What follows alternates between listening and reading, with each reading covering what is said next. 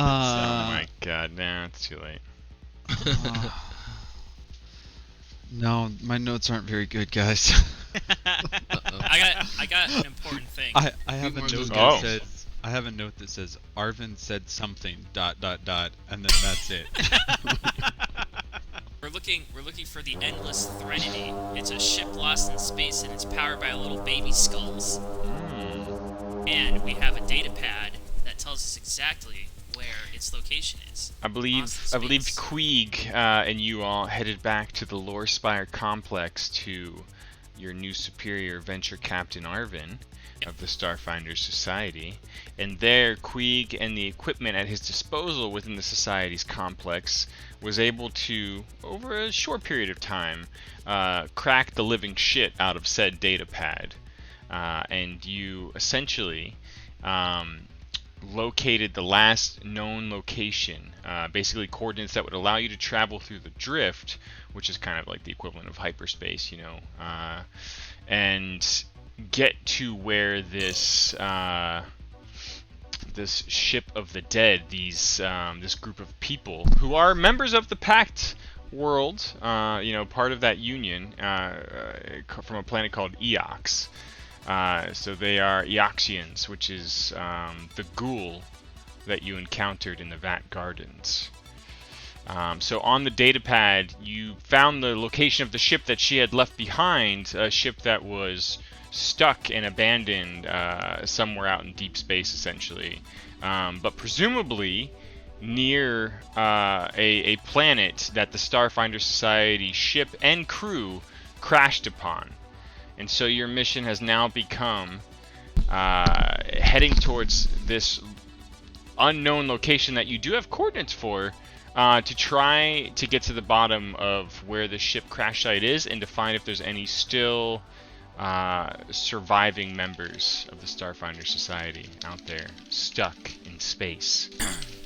Now, the ghoul, whose datapad you are currently perusing, was on a sort of one-man small flying vessel and headed to Absalom Station.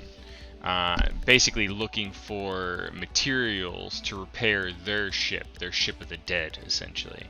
And you, through speaking with Jul Sakama, the pawnbroker, and heading to the Vat Gardens, where apparently people use it as a dumping ground for burying bodies, either on the cheap or on the sly, have some insight that these undead use skeletons and corpses to fuel part of their ship's drives.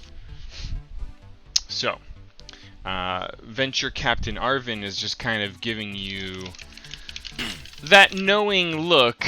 It's just like, y'all about to get on a spaceship and go out into the unknown coordinates you've just unlocked. So, any questions? He's kind of looking at you, you know, just in that. Your mission's just begun, new recruits. I'll prepare a vessel for you. It should be ready within a few hours. Do you have any questions before I send you out into These space? coordinates are for deep space. Do you have any supplies for us? Yes. The ship will be supplied. I will be piloting it myself, remotely, and I will be sending you to the coordinates we've uncovered on this datapad. Is there an override should your connection fail? Should my connection fail, the secure measures that keep the navigation computers safeguarded would be unlocked, and your handy friend, and he's looking at the Yosoki, Queeg, should have no trouble overriding the computers and unlocking additional controls if the need should arise. Yeah, it won't be a problem. Hey, Very Arvin, well. you have that space rifle that we talked about last week. Space rifle. Yeah, I believe I asked you about renting out that space rifle from the military bullshit that we got going on? The side, he's kind of looking at you, he's like, the sidearm on your waist, there's standard issue azimuth laser pistol. This is such a dangerous mission. I thought I would need something a bit larger. It's good to have aspirations, rookie, but you've yet to fully prove yourself to the society just yet. Fair enough. Should we locate anything on this ship? What is your take of the profits? Navasi's like the first day employee already asking for a raise. Yeah. Yeah, why Like not, a you know? launcher. Yeah, good on you if you can get it, you know? What have you done for me lately? Yeah.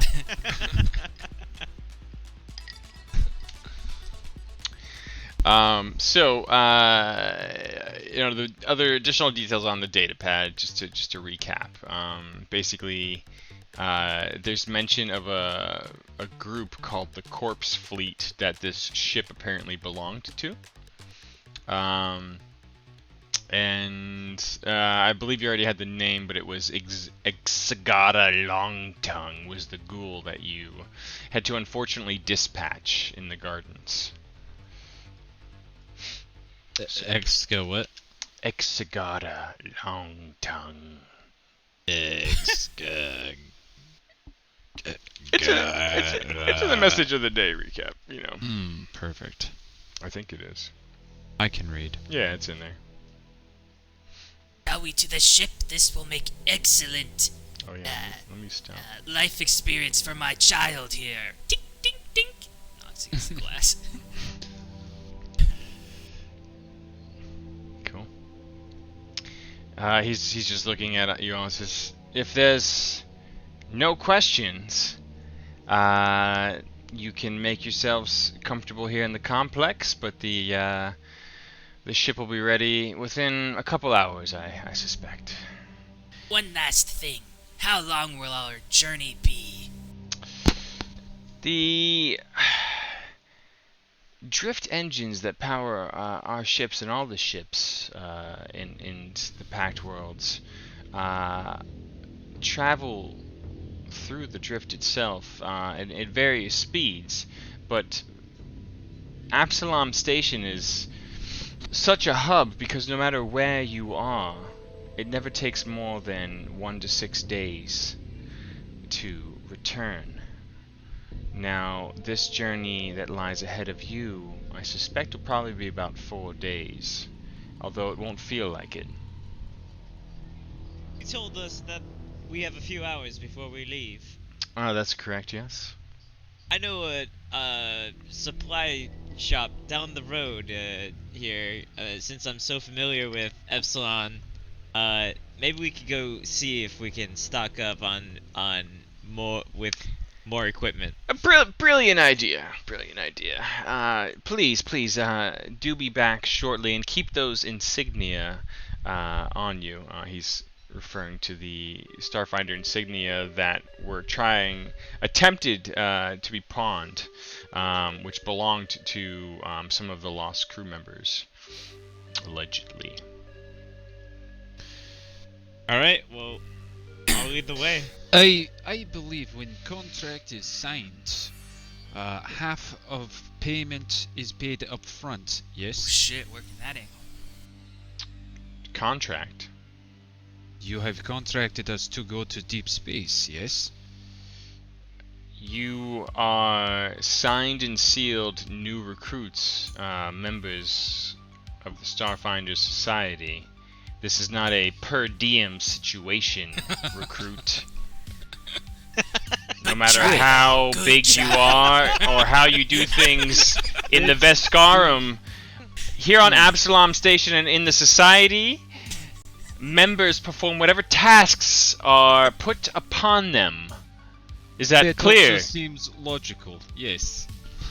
Why are Good. you staring at the floor Good. like that? He kind of gestures his hand and starts to turn and says, "Any last questions? I won't be speaking to you again until I'm speaking through your starship." Yeah, can we go now? What's the name of the ship? The name of the ship? Yes. Fantastic question. It's one I could answer in just one moment. It's the Lore Seeker. He kind of waves towards his desk where a holographic image kind of forms, and you see just like rotating like a 3D model this speedy looking vessel.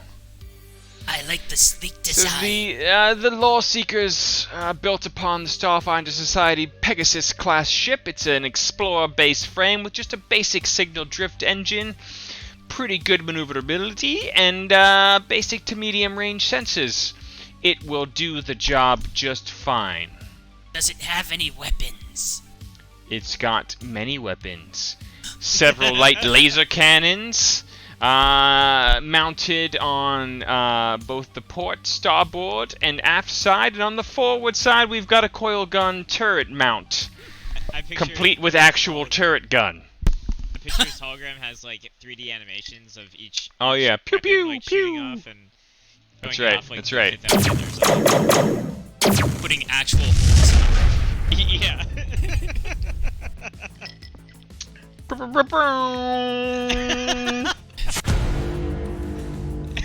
All right. I take my leave. Please, unless you have any other questions, I will retire to my office.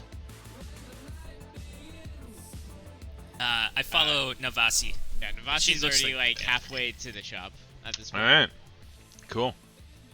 As a general rule in Starfinder, and I think it's one I'll stick to for now, I guess there's like certain power levels between like gear, essentially. And just as like, it's sort of like an abstract on like even your ability to go and like, you know, you're not going to walk into a shop and be like, I'll take 2 nuclear bombs. Sure, no problem. So like gears kind of scaled and available and under that sort of logic, right? Like you could probably go to a gun shop and get some basic stuff, get some basic armor at a supply shop. But your connections and your ability to kind of find that stuff sort of generally scale with your level. Now, obviously, with an amazing, well-played pitch in a certain situation, maybe you could outdo that because you're not completely restricted from using something higher should you find it on someone or like, you know, find an interesting way to acquire it. But for the most part, we will adhere to that rule. It seems like a pretty good one. But beyond that, what exactly are you shopping for? Looking for? Okay, so Navasi is personally looking for like some sort of space visor that will improve her accuracy when shooting at stuff. Not just a normal visor. Yeah, space visor. Space visor. Like very very sleek in design. She is looking for something that has more function than aesthetic, but yeah, we're looking for a space visor. Alright, you've currently, and I'll remind you, there's like this party window button where like I'm gonna put all of like the general we looted everything stuff. Until someone explicitly says like they're taking that, we'll just leave that kind of shit in there. So I mean, you have like a standard issue laser pistol. There's really nothing that you think you could afford or even find that would do what you're asking right now. I mean, it's an interesting thought and one that we could certainly explore in a longer term campaign.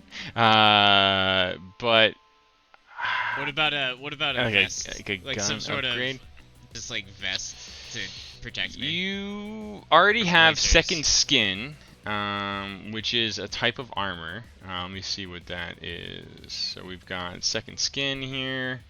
Let's pull that guy up. Ah, what the hell? I don't know why some things aren't auto-sharing. I find that very frustrating. There we go. It should work. Oh, okay.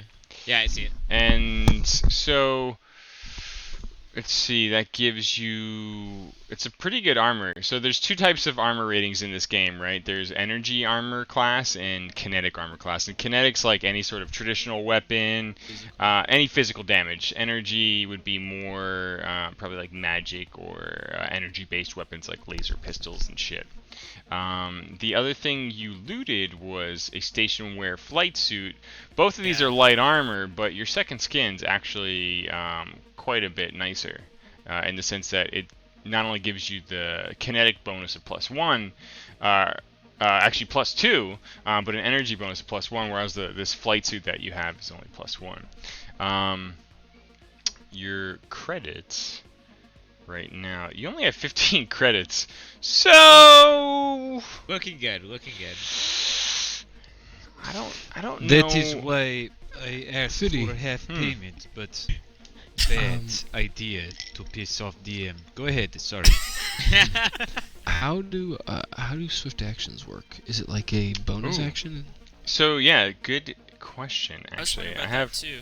So in this game, and what I realized before, so like if you guys go to your like character sheets where your attacks are, you know, some weapons, there's basically like where the attack roll buttons are. Some weapons have 2 buttons, and basically anyone can attack twice. But if you do so, you're taking a full attack action, and it means you can't do anything else. Like you can't move, you can't do anything, and both attacks have a -4 to hit. But you get 2 attacks. Shit. Yeah. So other than that, you can do a single attack, which is like that first button. can't move Not that. not every weapon is eligible for a double attack. Just to clarify, so Yeah. I have one that says +4, and then right next to it is a 2. Yes. And is that what two you're that talking 2 about? means you're making 2 attacks, and if you can go ahead and roll both. You'll see one will have a +4, which is your bonus, and then the other one. Automatic sound effects. What's that? What? And so you also notice that it it automatically checked your charges on that gun, and while less important in D&D, in this game, Oh, cool. Yeah. in this game, ammo is like so important. It's like just as important as spell slots in D&D. So what we have to do is it will automatically track your uses. If we ever reload, I'm just gonna go ahead and you get all this stuff for free right now. But if you double click your uses, it will full reload. But let me know when you're doing that because It's a full action to do it? that consumes your move action to reload, unless you've got a weapon or a feat that says otherwise. So like So- reloading is a thing, right? It's an important thing in terms of the I have a mechanics. question. Yeah. Is the reason why I didn't take a -4 because I have a +4 to that weapon? So it just is Right. a flat roll? Yeah. So whatever your normal bonus is, it's 4 less than that. Got it. Okay. Yeah. Also, so it's did you roll 2 16s? Or is I that... did. Okay. I rolled 2 16s. wow. You And really, you really blew your load there. Yeah. I have another Well, question. I rolled a Faye, 1 earlier. Please. and I can't find Please, it on Queek. the thing. Prone. How does that work? So I know sometimes Oh, yeah, in yeah. combat, prone, you are So- you get a disadvantage. But I feel Yeah, like yeah. if you're at a distance, you probably get an advantage. So, under tactical, in the OneNote, there's conditions, and basically prone will be under there. There's a conditions table, actually, that just gives you a nice, short and sweet everything, and prone is in there. But basically, you get, if you're doing a melee attack while prone, it's -4 on your attack rolls. You get a +4 bonus to armor class rating against ranged attacks, and a -4 to your armor class against melee. So you're really easy to hit in melee. You're really bad to attack from with melee. Right. But it's really good if your people are shooting at you, just drop prone. And because we're like, this is tutorial mode, right? Like I want to stop and like talk about rules and like what a good move would be in that situation. So swift actions, as a swift action, you can drop prone. And just in terms of actions in general, actually let me just go to I got like a little cheat sheet for Like- all this. If you were prone, in order to stand up, you'd have to use a full action. I And the reason why I say this is because don't think it's a we- full action. I think it's just a move action now. Because Queeg has an ability that you can use prone to stand up with a swift action. I think it would just use your move action or something to stand up. I'm sorry. Where do you see swift actions? Like, is it marked somewhere that you see Conditions. Swift Maybe. So there's actions in combat under the tactical rules. It's like the third section. Oh, there it is. Yeah. So standard action, usually the main thing like attacking or doing a spell. Move action, which you can do. So actually, let me say this. So, and this is not unlike 5th edition, but actions in combat. In a normal round, you can do a combination, which is like probably the most typical thing, which is you can do a standard action, a move action, and a swift action. Or you can instead perform a single full action, which is why I said if you do the double attack, you can't do anything else. I see. Oh, okay. Does that make sense? Yeah. For And now. so actually at the top of that actions in combat page, there is a wonderful actions in combat examples table where it has examples of a bunch of standard actions, a bunch of move actions, swift actions, full actions. You still have a reaction, which you only get once per round, which is like an attack of opportunity, right? Someone moves away or like tries to do a ranged attack right next to you. So that's all pretty similar. Okay. So standard move, swift action, or one full action. Yeah, and there you go. And look under move, Casey. Like, so it's under move at the bottom. It's just stand up's a move action. Take your whole move action. Guarded step is like essentially moving 5 feet and disengaging. Right. So Queeg can then use swift action to stand up, then a full move, and then a full action. Correct. Yes. Okay. Yep. Cool. That's cool. And like I was fumbling all the cover stuff last week, which is ultra important in this as well, and it's such a ranged gunfighting heavy game. And so like when you were doing that cover stuff and people down below had cover when you were up above, essentially what happens with cover, which is pretty interesting and I don't think will be crunchy or too slow, is it's real simple. Usually you've got partial cover, which means you've got 20% coverage, or you've got total concealment, which means 50% coverage. So basically, if you're concealed, like when you had that, you put like a wall up, Casey. Right, the barricade, yeah. I think that gave you total concealment, right? Yes. So essentially, if someone's shooting at you and you're behind like your barricade that you built, you get to roll a percentage die, and if you roll a 50 or lower, they just fucking flat out miss. No matter if they would have hit you or not. So first they fire to try to hit you, and then if they, it's an accurate shot, we see if the cover actually worked. Now, there's also, like I said, regular concealment. It's the same exact idea. If someone's shooting you when you're concealed, you get to roll a D100 and see like if you were like peeking out just in time or whatever, and it's 20%. You got to roll 20 or lower. So there's some there's a lot of really interesting tactical rules that will probably build up to. It takes me some time. Yeah, it'll take time, but it'll become second nature, right?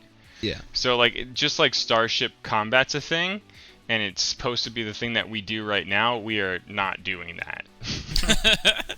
We are not doing that right now. Am I reading Baby steps. It's Critical interesting. Hits? It's interesting, but that's a whole nother can of worms. Am I reading critical hits right? Critical hits are fucking awesome in this. So unlike D&D, if you get a crit, you roll everything twice, including all the bonuses. So in D&D, you just would have doubled like the damage dice. In this, you just do everything however many times your crit are, because there are some things that are like times 3, and you just roll all the damage dice and all the bonuses 3 times over, and then add the total. And you hit regardless of the AC. But They can't get out. the catch is a natural 20 is always a hit. It's not always a critical. Because if you're fighting like some super uber crazy thing, you can essentially just consider like, well, they're immune to my strength level for crits. You still hit, but your natural 20 plus your bonus, if that still doesn't actually exceed their armor class rating or their energy class rating, armor class rating, then you just do damage as normal. So if you had like a +7 to attack and you roll a nat 20 and their armor was class 30, is 20, yeah. Okay, 28 or Then you just 30, do okay. regular damage. You still hit, so it's still like, holy shit, I'm hitting this like epic raid boss, and I did some damage, but it's not critical. Okay. Yeah. Whoa. And flanking's a thing. So you get a +2 bonus if you're opposite flanking somebody. Sorry, for Yep. an enemy like that, if their AC is that high, Yeah. how would you ever hit them except if you rolled nat 20s? You wouldn't. You would run away. Okay. Or I really fucked up on the game design balance. Okay. Which in any case you should probably run away. Yeah, but you know our group. No, I know, but like Terrible like about and running it's and like I wouldn't consider it metagaming, right? Like if you all are rolling like if your best attacker is rolling like 18s, like natural 18s, and not hitting, like that's how you know if you're playing World of Warcraft, you fucking like turn and run Yeah. away, right? Like that's a good way without me fucking having to be heavy-handed to just be like, well, this is not a good idea. We should not be doing this. And you start either deferring to other tactics besides attacking them, or you run away. Or fleeing. Yeah. I'm gonna take a piss, but you can keep asking questions. I could hear you. Okay, I am gonna ask a question. Yeah, while do you it. eat. Do it. Natural weapons. Obazai's unarmed attacks deal lethal damage and aren't considered archaic. Okay.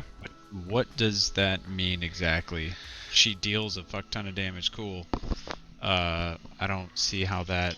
I'm not sure. I have to look. I know I saw it. So there's a tag. There's a bunch of weapon tags. Like one of them is called archaic. If you go to, I think like equipment or something. I can pull it up in a second, or you can control F archaic on that index page. Why don't you tell us, David? LIP. And while you're looking that up, it says as a standard action you can perform a combat maneuver, and there's all these combat maneuvers you can fucking do.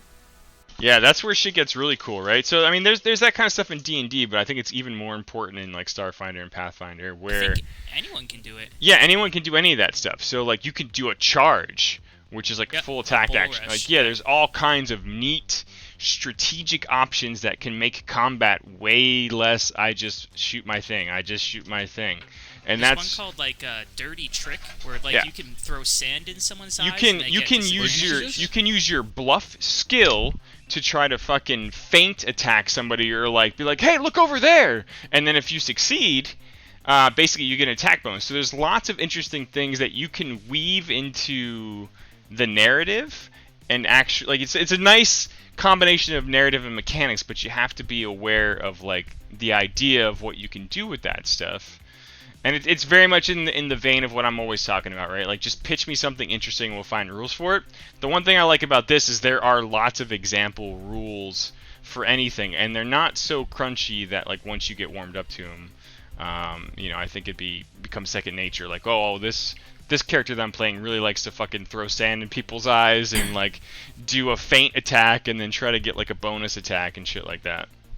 The only reason I bring it up is like Gra has Yeah. to learn these things, but like you could straight up reposition or trip people or Yeah. disarm people, like Yeah, and like I was saying before, like flanking's a thing. Like in terms of, like if you're willing to get into melee range and like flank somebody, then like you can, you could try to hold them there, and like all of your buddies could try to move behind, like positioning and all that stuff. There's a lot of good strategies to be Casey, had. did you find it?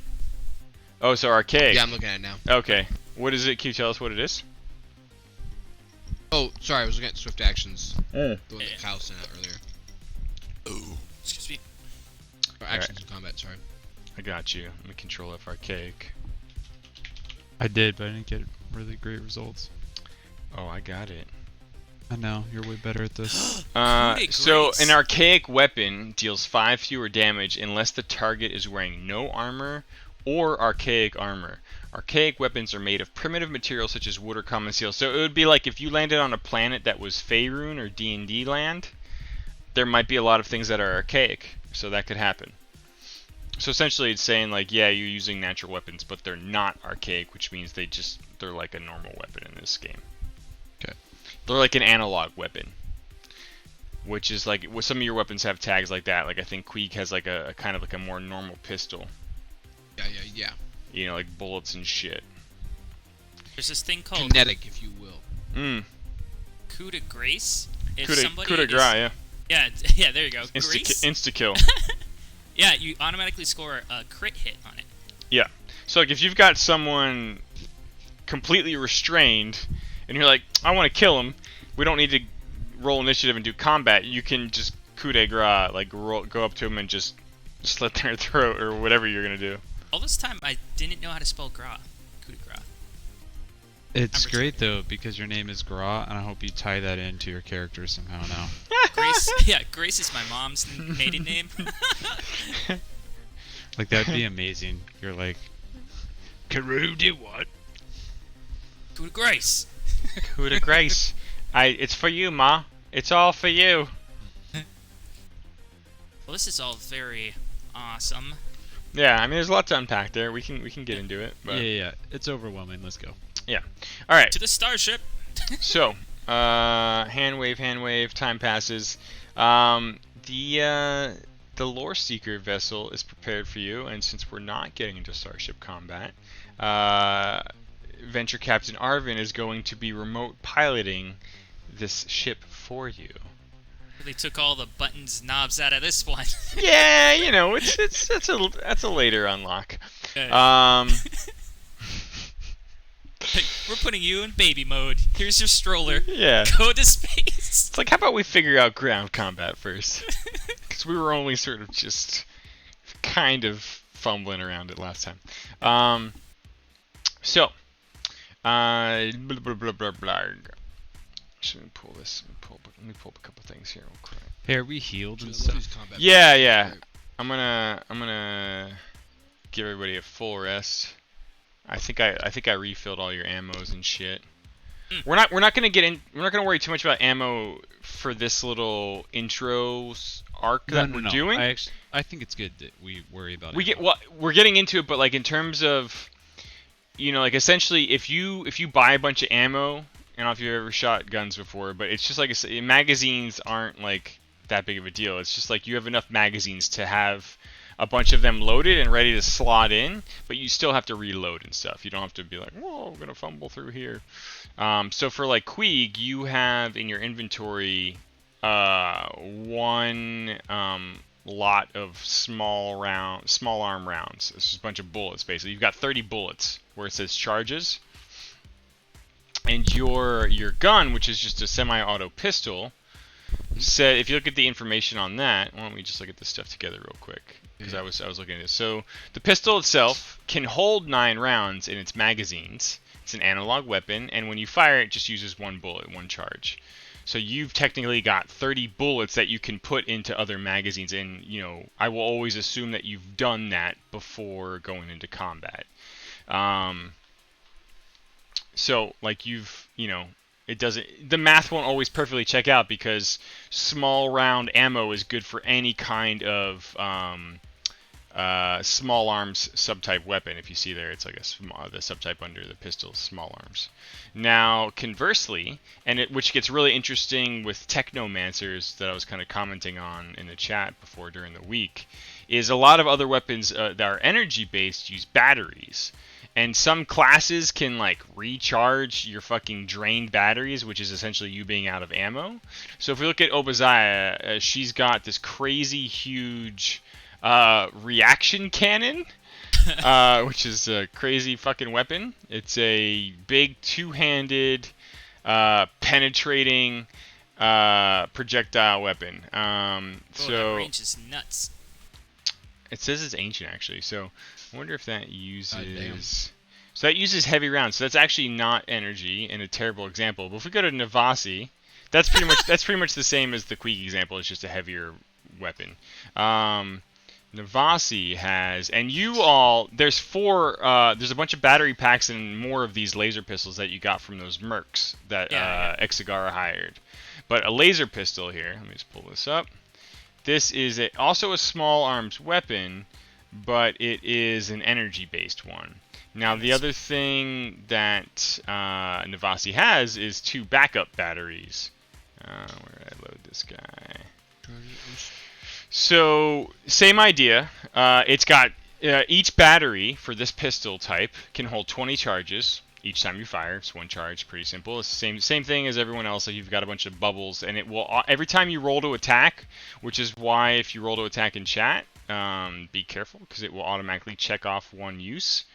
And again, ammo use will be important. But the battery itself holds 20 charges that she has. So there's things that you can do, like I think it's like 10 minutes per charge, and you can go to recharging stations when you're in downtime. But again, like there's some classes that have abilities that will recharge weapons. And there's even cool shit like a Technomancer, sort of like this tech wizard type class. Like you could fucking straight drain somebody else's friend or foe's battery and get a free spell slot and then just like throw a fireball or do something with it. Like some really interesting ideas and mechanics around all that. What is hardness? Hardness would be like if someone was like trying to like attack and destroy your weapon. Okay. Which I guess is a thing, and we won't be getting into that right now. I was gonna ask if that was a thing. I want to start small and scale up. Like I think the mechanics are like nowhere near as ridiculous and stupid as Shadowrun. They're complex in an interesting way, but I think we have to baby step up towards them. But the one thing I really one thing I really like about them, and I think it's something that you've like commented on before, David, is like there is a lot more strategy and interaction, and it's not just like you're hit and that's it, right? So there's a lot of cool stuff in there that I think will become potentially a lot more interesting than in D&D 5e combat, but we'll see. Who knows? Could be wrong. It's like there's just like a different language you have to learn. Yeah. And that's the whole point of this. Like, I didn't want to start a campaign, like a full-on campaign with a bunch of crazy possibilities and actual character builds until we just tried shit and see if we like the language it's speaking to us. You know. I like it. Yeah. All right. Speaks to me. Any other questions? Now's the time. Let's Where get that into spaceship at? Yeah. All right. On a 4-day sleep. Well, hold on there. Let me just get a. Unless we get attacked. by Dead Orbit, So, or whatever the fuck their names are. the corpse fleet. Yeah. I like Dead Orbit better. Get but it? yeah. It's like it's a pun, right? Because they're undead. Yeah, I get it. So. Yeah, we're walking out onto the runway. Yeah, you're walking out. Venture Captain Arvin is standing out there in the space dock next to the entry ramp of a very sleek-looking starship. Again, he gestures towards the now no longer holographic but physical lore seeker vessel. It's quite fucking large. And actually, why don't we try something before I start waxing through all the narrative here. I've built a mock-up starship, and like I think they're still polishing some of the systems in Fantasy Grounds, but fuck it. Here's your starship. And let me just fix the portrait. And now that you're all joining it, why don't I actually add you to the roster? Who do you think would be the backup pilot should the need arise? Or actually, who would be the captain out of all of you right now? Obviously, the dinosaur. I do have a bonus proficiency in piloting. Well, Really? that would be, so okay, why don't, again, because we're learning. So based on these pre-gen characters that we're playing, I'm going to go ahead and tell you I have a some plus information. 6 on piloting. I'm going to tell you a little information. And again, we'll get into more of the specifics for this now, so we can always just kind of plow through this, but just for a little bit of fun, and in terms of, getting into character, this is what it says about the pre-gen characters. So, Keskadai, it's Kyle. It says, this Sheeran mystic does not particularly excel at any role in a starship, but would make a decent captain or science officer. Navasi, this human envoy, can serve well in any role on the ship, but is best suited as the captain, pilot, or science officer. Obadiah, the Vest soldier, is a reasonable gunner, but would also make for a fine, if not domineering, captain via the use of her intimidate skills. And Queek, this rat folk mechanic, makes an excellent engineer or science officer. And last but not least, actually we don't have anyone playing Raya, so fuck her. Yeah, be in the engineering bay. There you go. So, Queek's going engineer. Obadiah, what's your preference? Yes, I Oh believe God. I am captain. It is Hold quite on a clear second to here. me. What are you Good, saying? yes. You're It's real captain? rough. You gotta be It's- kidding me. That is what I say. Vice Captain Arvin just patiently stands while you all discuss things and begins to pack his pipe. It is quite obvious to me. Yes, why don't you ask friends here who should be Space captain? pipe. Because it is me. Clearly, you're just not sharp enough for the mission. I'm sorry to say. Hey, I'm gonna take this one from I've you. got plenty of sharp things. Obadiah, make an intimidation check as you Oh, shit. gesture to the many sharp things strapped to your large lizard body. Ooh. So God. Navasi, why don't we look at your skills here? You're very good at bluffing, diplomacy. Why don't you make a diplomacy check for us? Oh, you diplomated. You diplomated. There it was. Obadiah, it's very clear that despite your intimidating presence, both Venture Captain Arvin and the rest of your crewmates seem more comfortable with the idea of Navasi taking the helm of captain. Now, that being said, you would make for a very powerful gunner, shooting all of the lasers of the starship. Perhaps you could go help us with the lasers of the ship, as I'm a diplomat naturally. I will go. Clearly, I am not wanted. Here, Do not I'll- come crying for help when you need it. So if you go to the crew tab on the ship now, you should see Obadiah in the gunner slot as an officer class. That's pretty cool. Damn. What does that mean, like in terms of off? Like if we had like. So other there's like people a on the whole ship, nother I would mini be- game for Starship Combat, and this would become a whole big thing. So this is just like a teaser for that. Give me the rundown. All right, I will. Hold on. Oh, that was easy. You asked. I mean, we're not gonna do it, but I will give you the I wanna motherfucking know. rundown. Wet my whistle here, Fitty. All right, so let's talk about Starship Combat, and the roles that lie therein. So basically, there'll be a mini game. We could talk about that shit later. Let's talk about the roles for now. So as a captain, just pivoting and just going in order of hierarchy here. No specific order, but we'll start with captain. So Navasi and any future captains, you can encourage the crew. You can taunt enemies over like the comms, like trying to reach out to their starship over like the close network. And the captain alone is the only person that can act in any phase of combat, because there's different phases, and anyone who's in a role where that phase applies, like it's almost like we go to phase 1. We're in the engineering phase. We're prepping the ship. We're gonna increase the AC at like the starboard side of the ship based on like where we are on the hex map, because the enemies are over there. You can basically divert power and boost the AC, so it gets like into like real strategy fucking game mode. It's pretty interesting, and it might be really cool once we learn the rules. I just don't want to do it yet. So this is just teaser. So basically so there's stages in this mini game. The captain can act in any stage. Other roles cannot.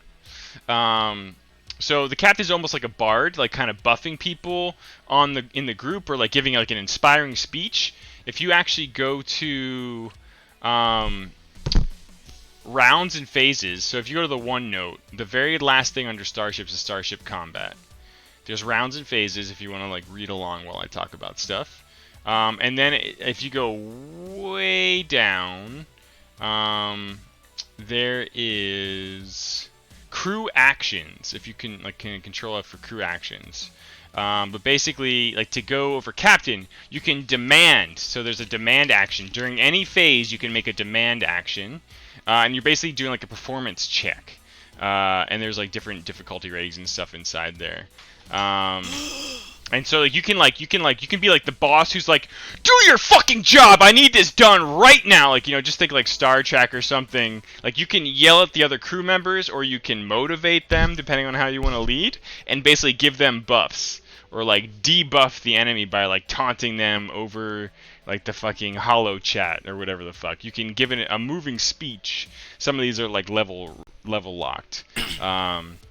An engineer, like your main thing will be like diverting power, or like trying to overcharge the guns. Maybe you've taken damage, you're trying to hold it all together, you're trying to patch and repair a thing.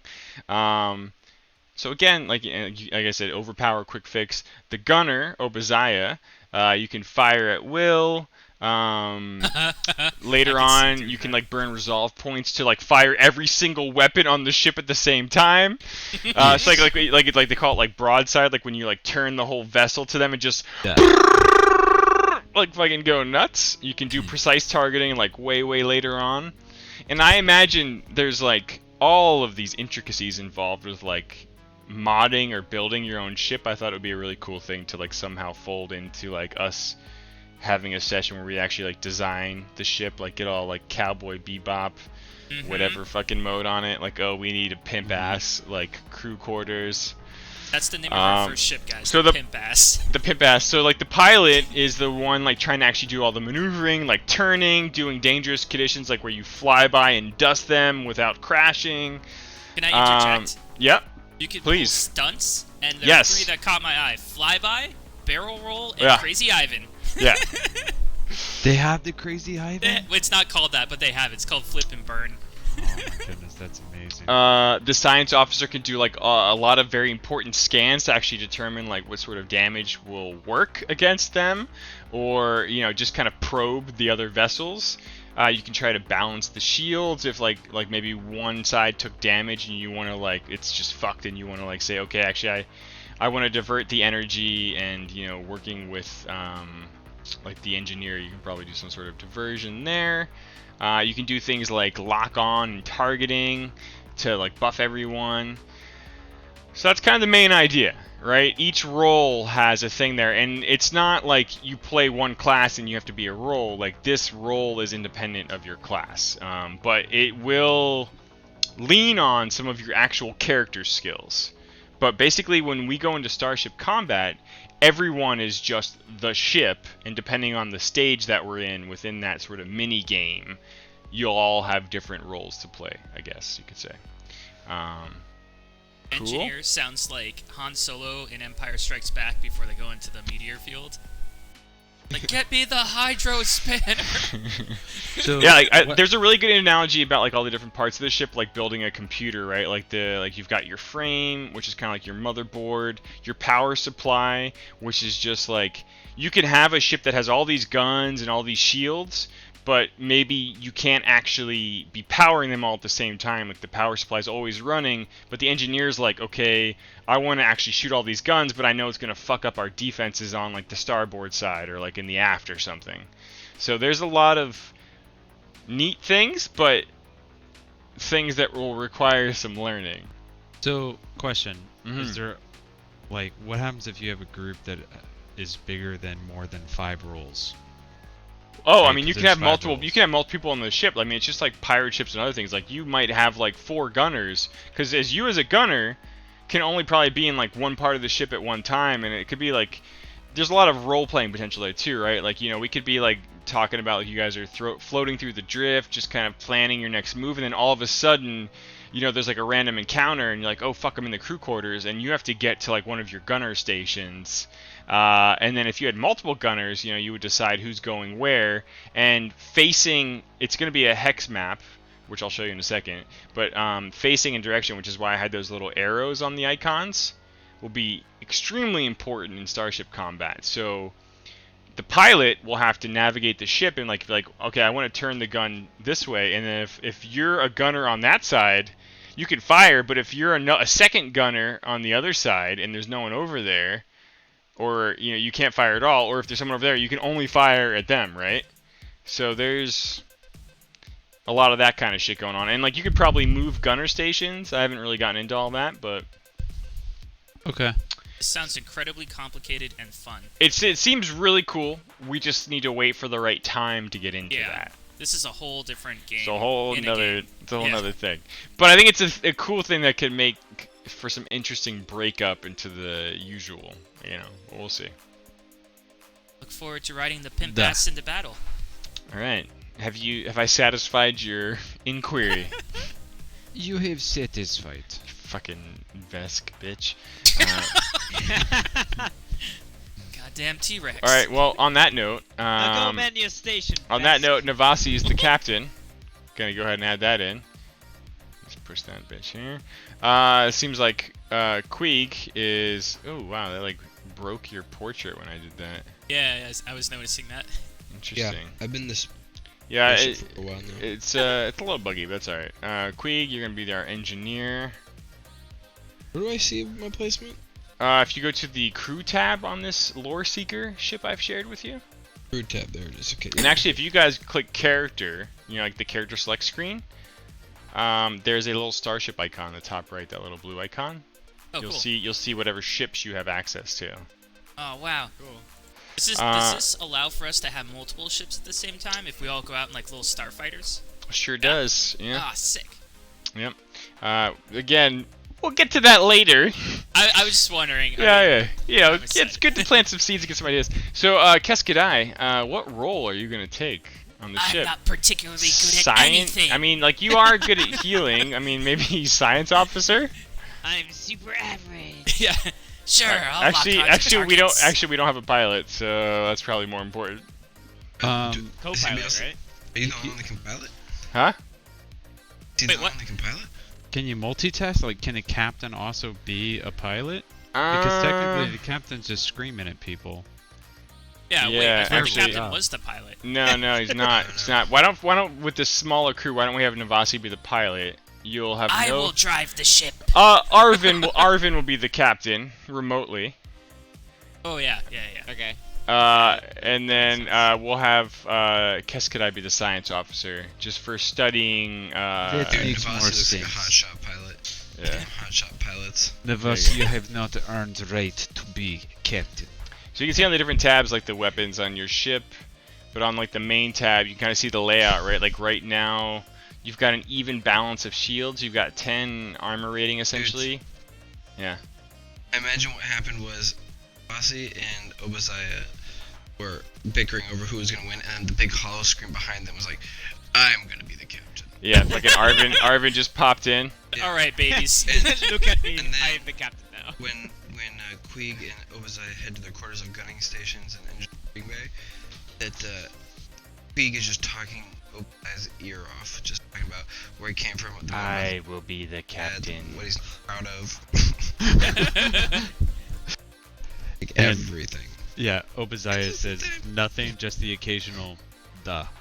Yeah. I am Yeah. locking on That's to your crazy. aggression as science officer. Yeah. So there's a lot of wacky shit on this ship. This one's already, you know, pre-designed, but you can see there's like expansion bays, like a science lab, cargo holds. All that stuff will be very important when you encounter the very real space dungeon scenario. Like if you're on a ship and say you're not doing so hot physically and you're stuck on a ship, you might want there to be a med bay on that ship, and if there's not, could get interesting. Zip up your spacesuits. Everyone's peeing inside. Yep.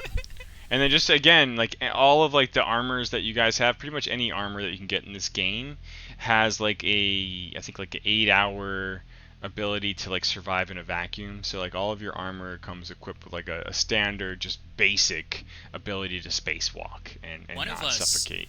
Has 24 hours. I think it was Obadiah. Oh yeah, it might be. Someone had a crazy one. Why don't we look? It makes sense. Obadiah's got dun, dun, dun, ceremonial plate of No, her that's probably not from it. her troop years. Yeah, what page? A hygiene kit? I have a hygiene kit. I don't know. One of us has like a super long ability to stay Yeah. in space forever. I don't But know anyway. where you see that. It doesn't. Yeah. Hopefully we don't run into that right now. Wink, wink. I guess if we do run into it, then we'll need it, right? Yeah. But just don't. I hope our pilot Just doesn't don't. run into anything. Yeah. What you probably gonna do? I don't know. I don't I know. don't know. Hopefully, I'll just go straight to those coordinates and. All right. It'll be peachy. So, back on the docks of the spaceport, Venture Captain Arvin, in physical form, stands next to the lore seeker. Says, I'm glad you've so amicably determined your roles. He's just kind of shaking his head like he's seen this 1,000 times. He waves his hand over the ship affectionately, once more just describing it a little bit, and says, this is the Lore Seeker, a Pegasus-class ship, one of our fastest and lightest in the entirety of the Society fleet.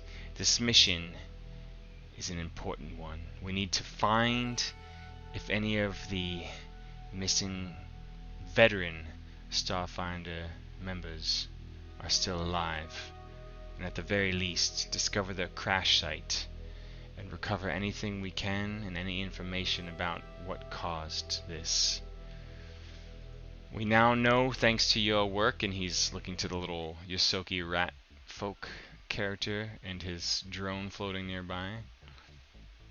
We now know that a lost Starfinder vessel, Unbounded Wayfarer, that's the name of the ship, was discovered by these undead creatures in a ship that they call the Endless Threnody.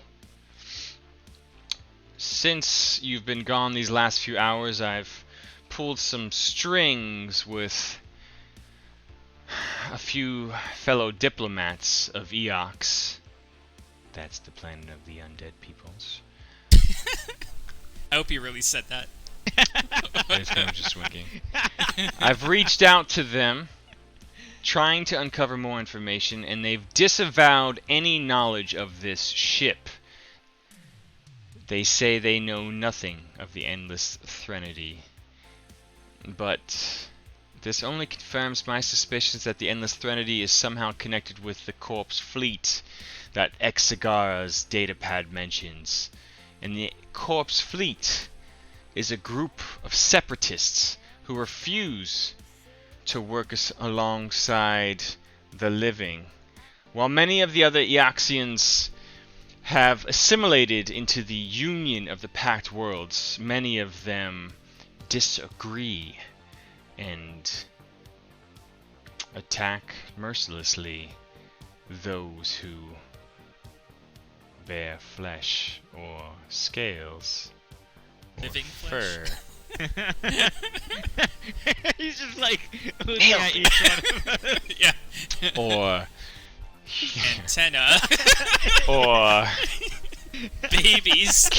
or chitinous carapaces. Yeah.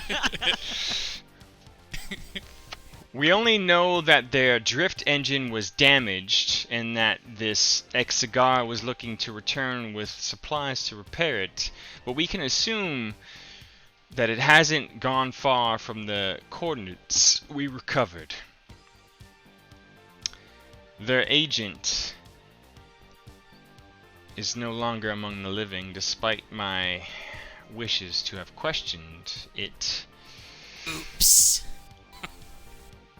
Sucker got what was coming to him.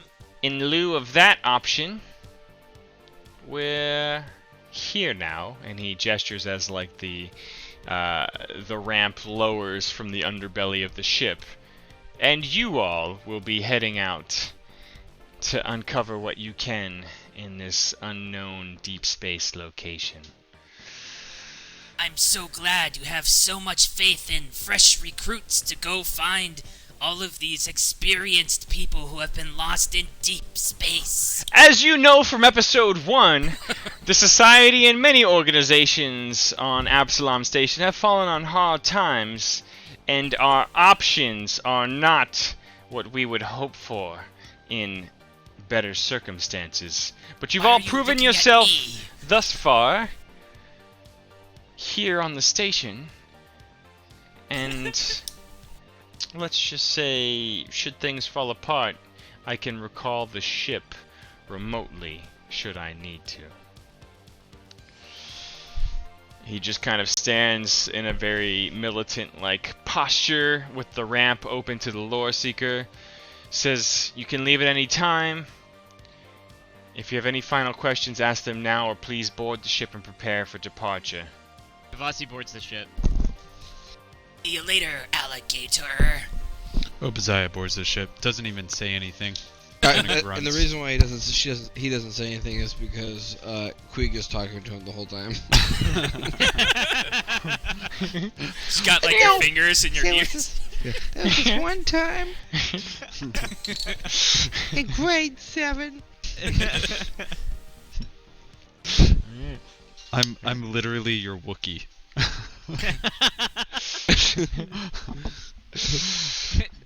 I was just thinking of Groot and Rocket. Oh yeah. Also. Oh yeah, Yeah, that's that's great. exactly what you guys are. All right. Arvin takes a few puffs off of his pipe while he watches proudly, or at least from afar. He I think he's watches. concerned I agree. for his ship. He's just kind of shaking his head like, oh fuck. When we take off, can we just like have charcoal and soot like just blast him in the face? No, he's no fool. He backs away. Navasi, you kind of settle in front of the controls of the pilot seat. The computers whir on as Queeg powers up the engines. Keskadai and Obadiah just kind of separately take stock of the vessel as everything just whirs on and comes to life. I need the pilot to roll 5d6. Damn. Because I lied about the number of days and now I'm right. So if you click and drag a d6, Sean, and then hold right click until you get 5 of them, there you go. I hope this is D6. I think it is. Oh yeah, it's no. It is D- not. D6 Not even is close. fucking board game Oh. dice. My bad. It's That the was just square. that was just to test you guys. The number one dice you always see. Pretty average. You all take off from Absalon Station, waiting for the busy air traffic to die down and waiting for the queue. Yeah, Did you say 5d6? 5, yeah. Okay. And as Navasi confidently but not expertly lifts off the ship, you rip through into drift space. There's just like a plethora of colors that kind of just form in front of you and then quickly form into a gradient of blurs. And before you know it, you're just used to this sight. And humming along in what seems like an impossible period of time to track. But according to the computers, when you spit out the other side at the coordinates that Queeg mapped, the computers tell you 15 days have actually passed. I start clicking and my mandibles move, and you can't tell what it means, but I'm saying "oh shit" in my native language. So you kind of Navasi, re-emerge in the darkness of space. Can we do things when that's happening? Sure, Like, yeah, what I would you mean, like to we do? No, I mean... Yeah, you're not like we can completely like walk around. like frozen in. Like no, you can. As far as I know, and as far as tonight goes, you can absolutely like walk around and do things while you're traveling through the drift. Okay, cool. That's It all I worked. wanted to know. I might have to retcon that later, feels but like- we'll leave it there for now. Okay. It feels like 15 days. Like it physically feels like the 15 days. Or does it feel like an instant and 15 days have passed? I think for tonight, and we can get into this part later as well. I think it's kind of open to interpretation, like what you think the character you're playing would feel like. Right? Maybe you're used to it, and you have a way of sensing it, or maybe it's just like a blur, and it's like you've been working your balls off at work for like a month, and you have no idea what day or month it is. Who can say? Only you. For tonight. Navasi. So, I have a did we arrive? We arrived though, right? Or are we? I don't know. are Did we you? Mid? I don't know. Navasi, I must make a confession to you. What is it, love? I'm a science officer, but I am a born healer, a bug of the cloth. I don't follow the scientific method. Why? Why? Probably a good idea. I have great faith in my god. Here's something you should think about, love. What if you took a little bit from both sides and put them together? I can't betray my faith, but I'll try my best to be a science officer. Alright. I trust you to do a great job. Alright. I see we've arrived in the hex field. Yes, you arrive in the dark but occasionally beautiful glow of deep space. 15 days later. I recognize this. This Nev- is my people's land. Navasi pulls out the intercom and announces to the entire ship. Looks like we've arrived here into the Hex universe. Loves. I I need say, Loves? that, I say that to Obadiah, just finishing. Over the intercom. I need Queeg to make a computers check because you've arrived at the coordinates, but you see no sight of any other ships, and you're not sure if your calculations were correct or Did you if not calculate? or if you Skills, engineering, you if said? the computers. Let me get my. I don't know computer, you know. Wait, you are using the advanced equipment of the lore seeker, so we'll be adding Oh my plus God. 2 to the roll that you get here. I'm Brought using me my back, tablet, Casey. and I'm Oh, yeah. trying to drag the goddamn thing, but it keeps. You can just double click it if you have to. There we go. Oh. Oh, you Oh, made a no. computer check. Perfect. We nailed it right here. you smell smoke coming from the engineering room, and Queeg is like, it's fine. I don't know what you got going on back there, Queeg. Ears come spilling out. I want of the to get engine. more into the flow of like being like a director who just gives you cues and then you run with it. So Queeg, you obviously rolled a 1 and probably don't need much direction on that. But you were in the computer lab. You start smelling smoke. Things are sparking. I I feel think like I go to the kitchen. It said I feel like 50 there were you just warnings. leave. You just leave and go to the kitchen. I feel like Yeah, there were it sounds warnings like going food. off. Yeah. And but you were just talking to Obadiah through all the warnings, like did not pay any attention. Exceeding Oh, this is maximum fine. capacity. Why don't we go check and see if that pot of coffee's done? Overload imminent. Yeah, that smells like space coffee. Alright. Can Navasi smell the smoke from the No. captain's pilot? Let's fucking level up our role playing here, right? All right, Queeg. I just got a 1. We're on smells like we're in Starfinder the movie. We're on set right now. You're playing Queeg, the Yosoki mechanic. Yeah. David, yeah. you're playing Obadiah, the brute Vesk warrior. You're looking over the Yosoki's shoulder in this room filled with all this advanced tech. Queeg, you are going nuts, tapping away at all the machinery. Things literally start sparking and smoking. The time clock on the wall said 15 days and then just starts fucking spinning out of control. Things Oh, look no. like they're melting and burning.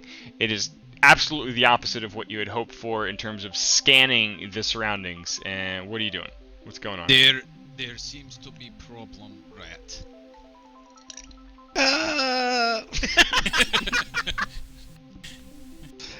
I'm too busy furiously pushing buttons.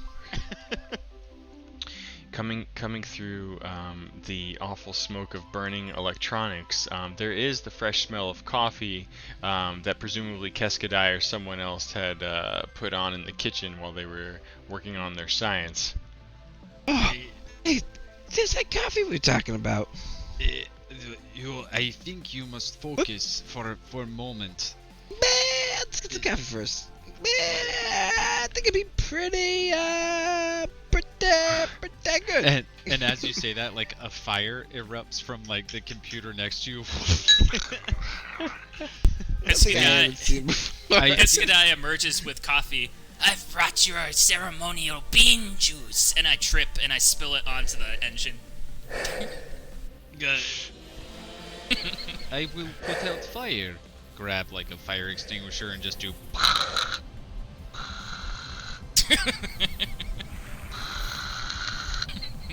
Is it making it worse or better? It's definitely not helping.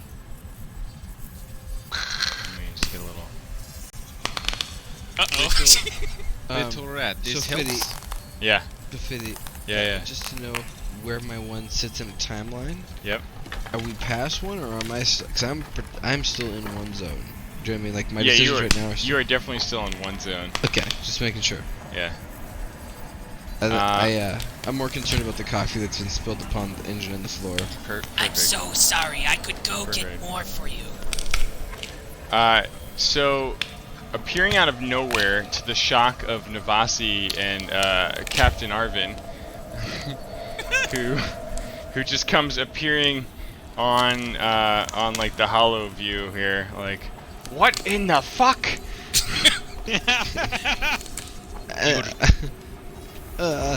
Someone spilled coffee on the engines. Your ship is not as good as you have said. Clearly, there is smoke and fire. You can see him shaking his head. Appearing out of the darkness and beauty of a star in the distance is a strange vessel that has seemingly caught you all completely off guard. This is clearly an Eoxian ship. You don't know maybe too much about them, but the carpet matches the drapes, so to speak. Here we've got a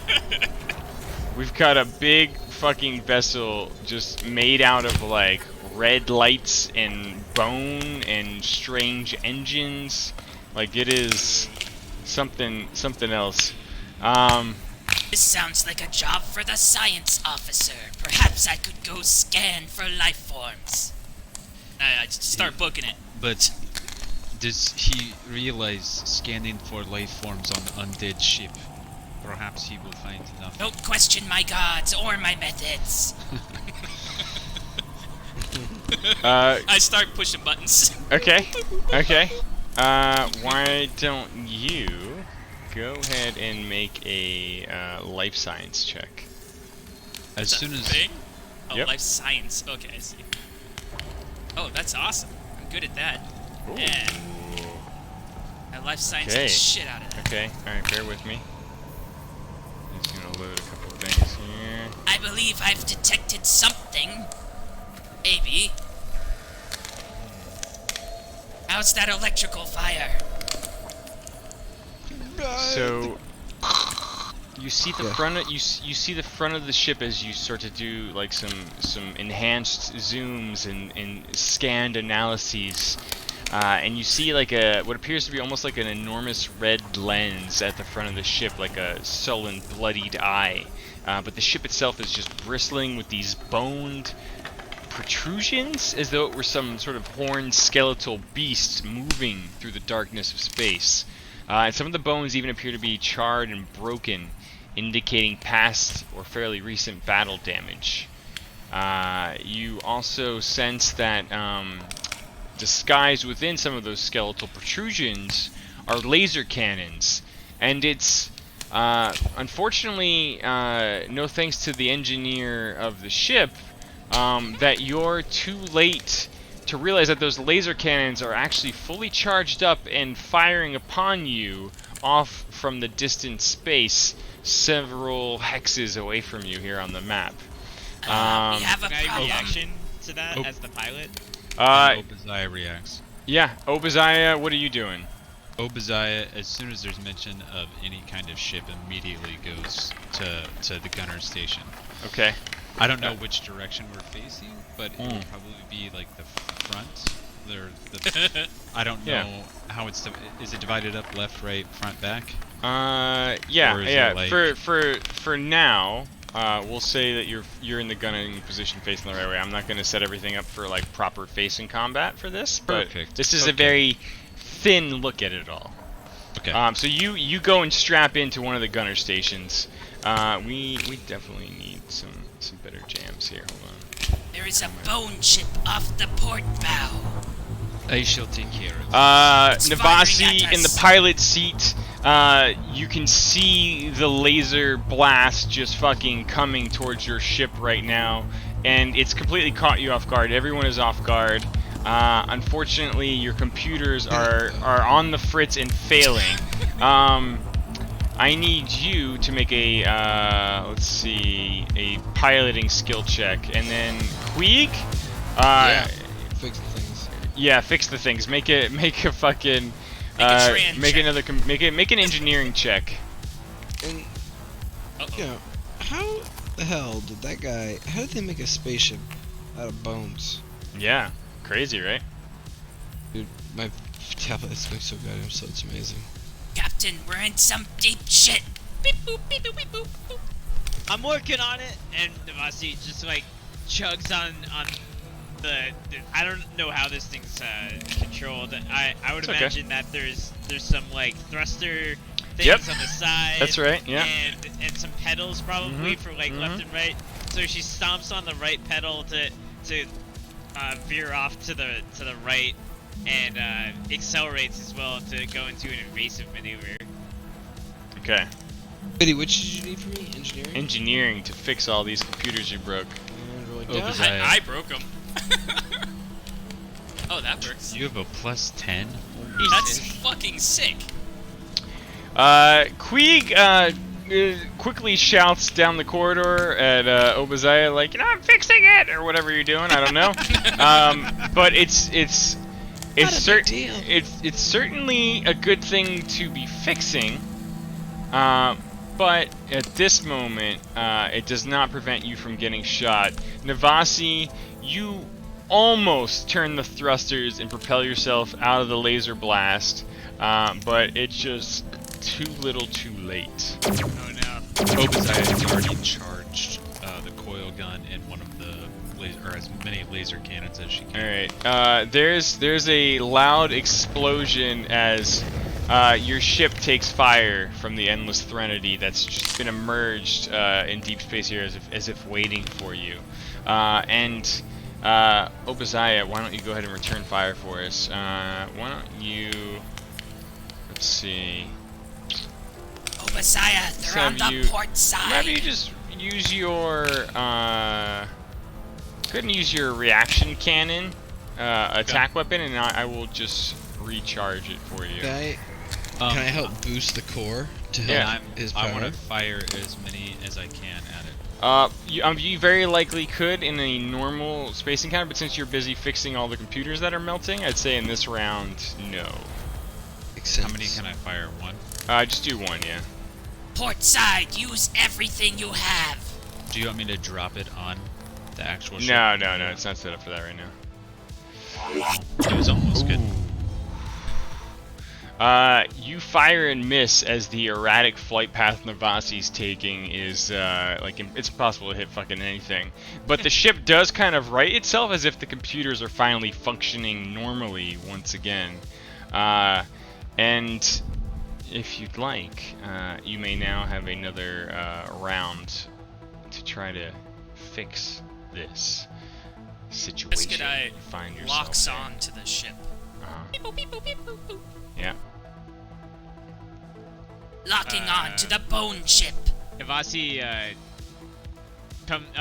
moves, accelerates towards the ship to give a clear line of sight for the gunning. Okay. Charge up Okay. another gun. Okay. Charging gun. 1 second, please. I'm just looking for a thing that I had that's gone right now. Stay on target. Oh god. Stay on target. All right. So I'm gonna start with the engineering phase, Queeg. Your computers are no longer on the fritz. What is it that you're doing? How much damage did we take from that last blast, or did we take anything when he was maneuvering? Your shields on the starboard side, which is where we'll say Obadiah is, are greatly diminished right now. If you take another blast on that side, it's probably not going to be great. Oh wow. I imagine it's kind of like the Millennium Falcon, where I can yell up, where he's like, "Don't get cocky, kid." You know what I mean? Yeah. And I yell to Obadiah's gun's position and say, "You gonna hit him this next time or what?" Crackling over the loudspeaker of all of your computers is a message that seems to have basically just brute forced its way on there, and you see this like undead looking rat. You just kind of say, "So kind of you to bring your skulls direct to us." And the message winks back out. Okay. Can Navasi bluff here?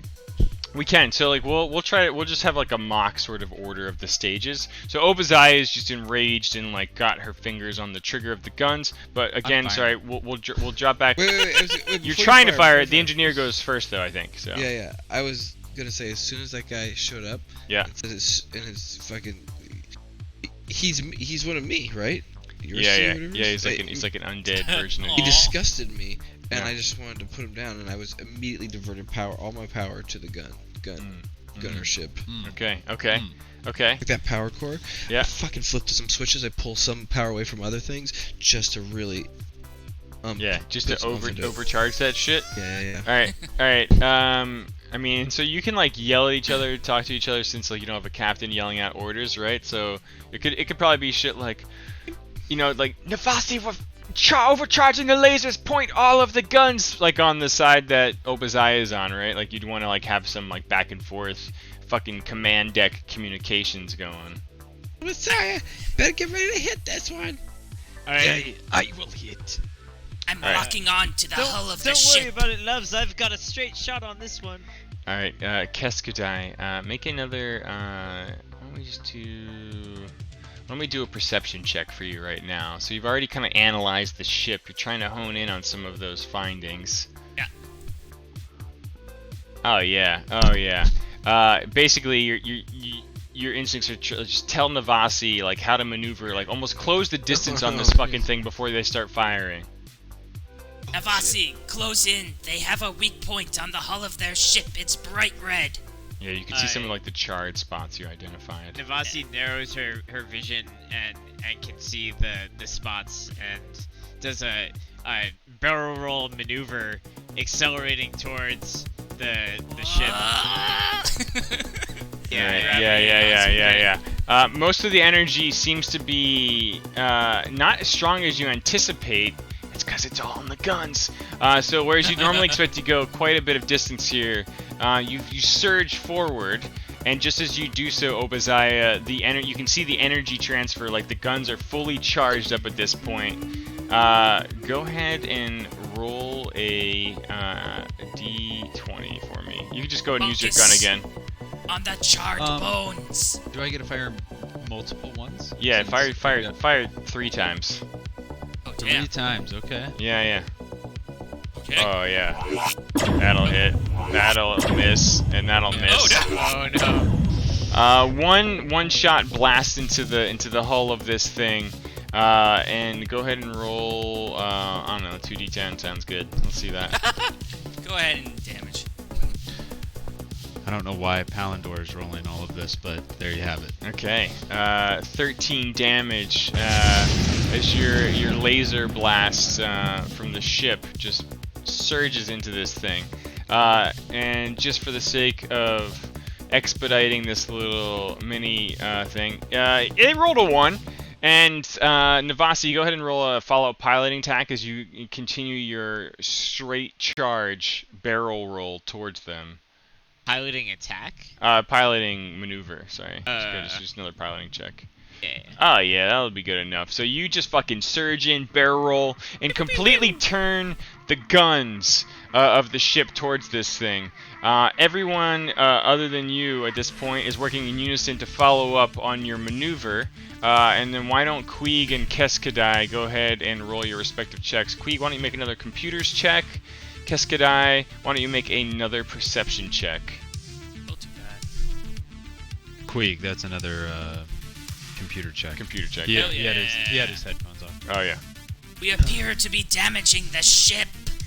Keskadai has clearly pinpointed several weak spots on this broad side of their vessel. And Arvin chimes in again amidst all of this and says, "Excellent work. The Threnody looks to be almost incapacitated. Finish them off and then board the vessel. Access their main computers at the bridge and recover whatever coordinates they had that led them to our crashed Starfinder vessel. So I want to scan for Queeg, like a docking computers bay or me. something. Oh, I'm gonna computers you so hard right now. I'm really flying through my house right now. Dude, it's crazy. You are doing great job, little rat. What's that alarm I hear in the back? Don't worry about it. It's just a fire. The clearly overclocked guns continue to hold, and with Keskadai pointing out so many weak spots, you find yourself able to fire in rapid succession. Obazai, go ahead and roll 5 attacks. As every man. gun on the Like vessel just Alex opens up. The Ward. first one misses, the second one hits, the third one hits, the fourth one hits, and the fifth one misses. But before you know it, you just blast, just like firing across the entire side of the vessel. And you hear Arvin just like shouting, "That's it! That's it! Dock at the cargo bay! Pull it in, Navasi! Pull it in!" Navasi, go ahead and make a piloting check. I'm on it. Locking onto the cargo bay. Oh god. You're firing in, and you're coming in almost way too hot off that barrel roll maneuver, but you eventually at the last moment just kind of turn the thrusters and slow everything down, and before you know it, you're all fairly close to the docking bay of this ship. Queeg, you make a couple suggestions about basically latching on to them and opening up enough of a connection on there that you can safely dock without having to spacewalk your way over. God, I hate spacewalking You and don't want space to, docking. yeah, you don't want to do any of that. I love regular docking though. Says, there's a few spare space suits in the storage locker aboard your ship, but from what I saw, your armor shall be good enough. Exian ships do not have life support like any other ship, as they don't need it. Any questions before you dock? What does that mean? I'm just kidding. How long do we have? Oh my god. What is that giant head appearing out of hyperspace? Any last questions before you dock? No, it's taking us. How long do we have in our spacesuits? Like 4 hours or some shit? Let's just say 8 hours for now, but yeah. Okay. So like you're gonna be aboard their ship with about 8 hours before you're out of air. But your ship is, attached to theirs for now. Let us take advantage of the moment. Quickly to the docking bay. Keskadai, in your final analyses of their ship, it's just like surging with necromantic energy. You're not really sure what powers this vessel. It's certainly not just a drift engine like all the vessels that you've seen at Absalom Station, but you also kind of sensed some a bit of a leakage from their engines after the damage you did. I detect a leakage. Something that you think could possibly be dangerous to living creatures like yourselves. We should avoid it. Queeg, upon hearing this, you feel confident, as you would no matter what it is, that you could probably shut that down, or at least set it on fire. Yeah, Whatever's causing that leakage, yeah. Perhaps it was from the docking. I'm no stranger to leakage. Why don't you make an engineering check to see if you actually know what you're talking about, or if you're just bullshitting them again. A fire. Oh, yeah. Oh shit. Yeah. What, is 29 good? You've heard about these Yaxian vessels. They have like a strange mix of necromantic magic and actual tech, but you are pretty certain that if it's actually necromantic energy leakage like this bug's describing, you'd be able to fucking hack and dismantle those reactors to basically nullify that and prevent any damage to you meat bags that are about to board. I say, I got this, loves. Are you But- mocking the captain? Yeah. I'm not gonna Pilot. Oh, the sorry. pilot. Yeah. Yeah, that's right. That's And right. and I'm pretty sure Navasi overheard that and kind of cringed a little bit. I did it on purpose over the intercom so everybody could hear it. It echoes through the ship. Yeah, like the anime, like thing. I don't know how to describe it. The water drop. Not the water drop, The but X? like, yeah, the X. Nice. Just totally animes out. Alright, 1 second. Loading things. I want to see some good pictures of docking and Uh, necromantic energy leakage. Yeah. Why don't we look at this? Look at the message of the day, you know, and we'll just use that. This is you docking. Your space docking. We are in space. Like this. Like that. Nose tip to nose tip. Yep. just like that. Just like that. Yeah, that's the ship. That's not our ship, though. Oh, the guns come out of the skull noses. I like it. Yeah. Oh, that's a big person in the ship, too. Yeah. It's a coffin. Wait, what are you guys looking at? I don't see that. It's the picture for Our our poster? thing today. Oh, okay. Whoa, cool. The evolving one. Yeah, Okay, I just need a couple minutes here. that's Steve, 90s. Your pilot's delicately docking while I load things. Quit touching your reproductive organs together. We need to get to the cargo bay. Bossy's pushing I- buttons. I would be careful for traps, yes.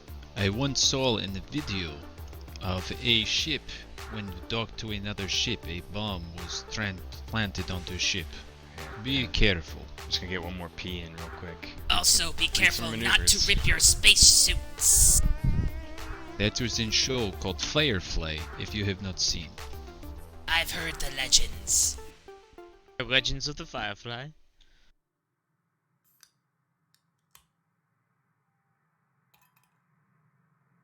I'm still confused. Why is there a giant blue head in hyperspace?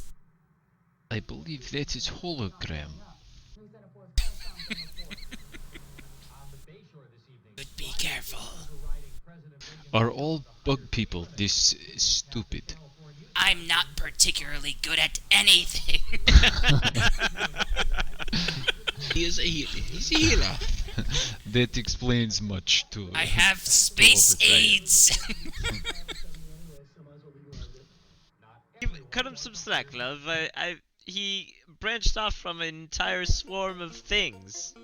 My Very hard- people that's a used very to consume planets. Big accomplishment.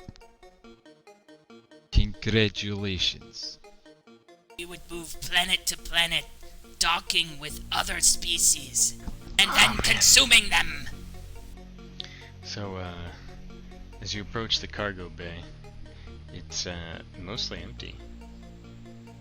You don't really see anything after Navasi delicately gets you in there. And I've got a thing for this.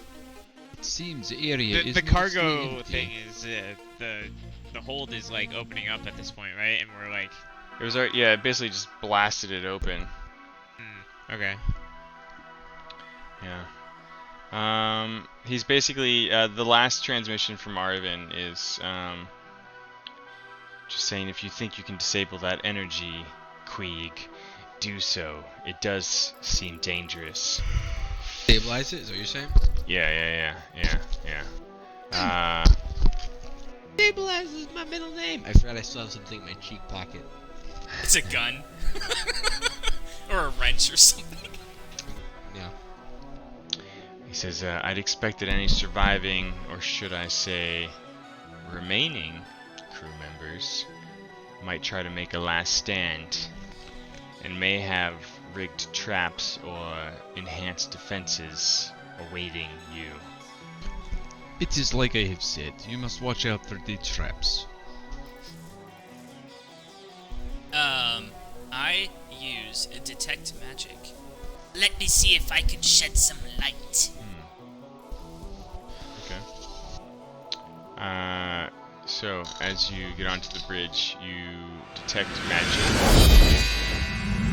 There's magic in here. Well, you're just kind of detecting right now. But it does seem that you kind of see in front of you.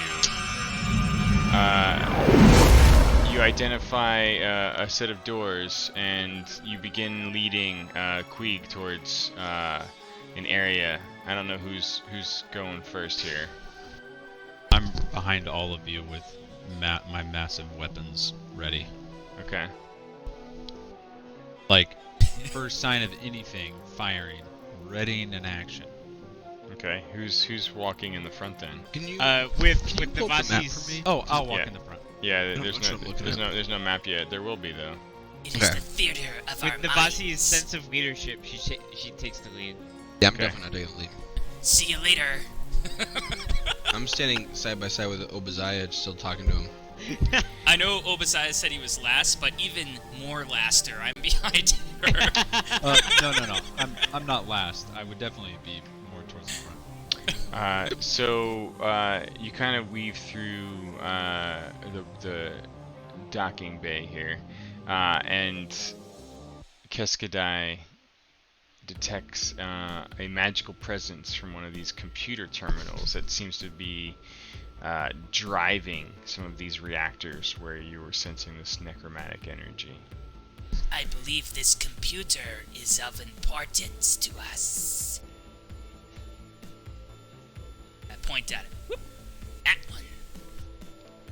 You One with the apple see on the it. computer in front of you all. It looks like fruit cake. Yes, that's the one. Right there. I definitely go to it. Who wants Okay. to touch it? I will touch. Don't worry. I in the midst of like me trying to tell you all my stories, I realized you guys were talking to me this whole time. And then he like scoots up as fast as he can.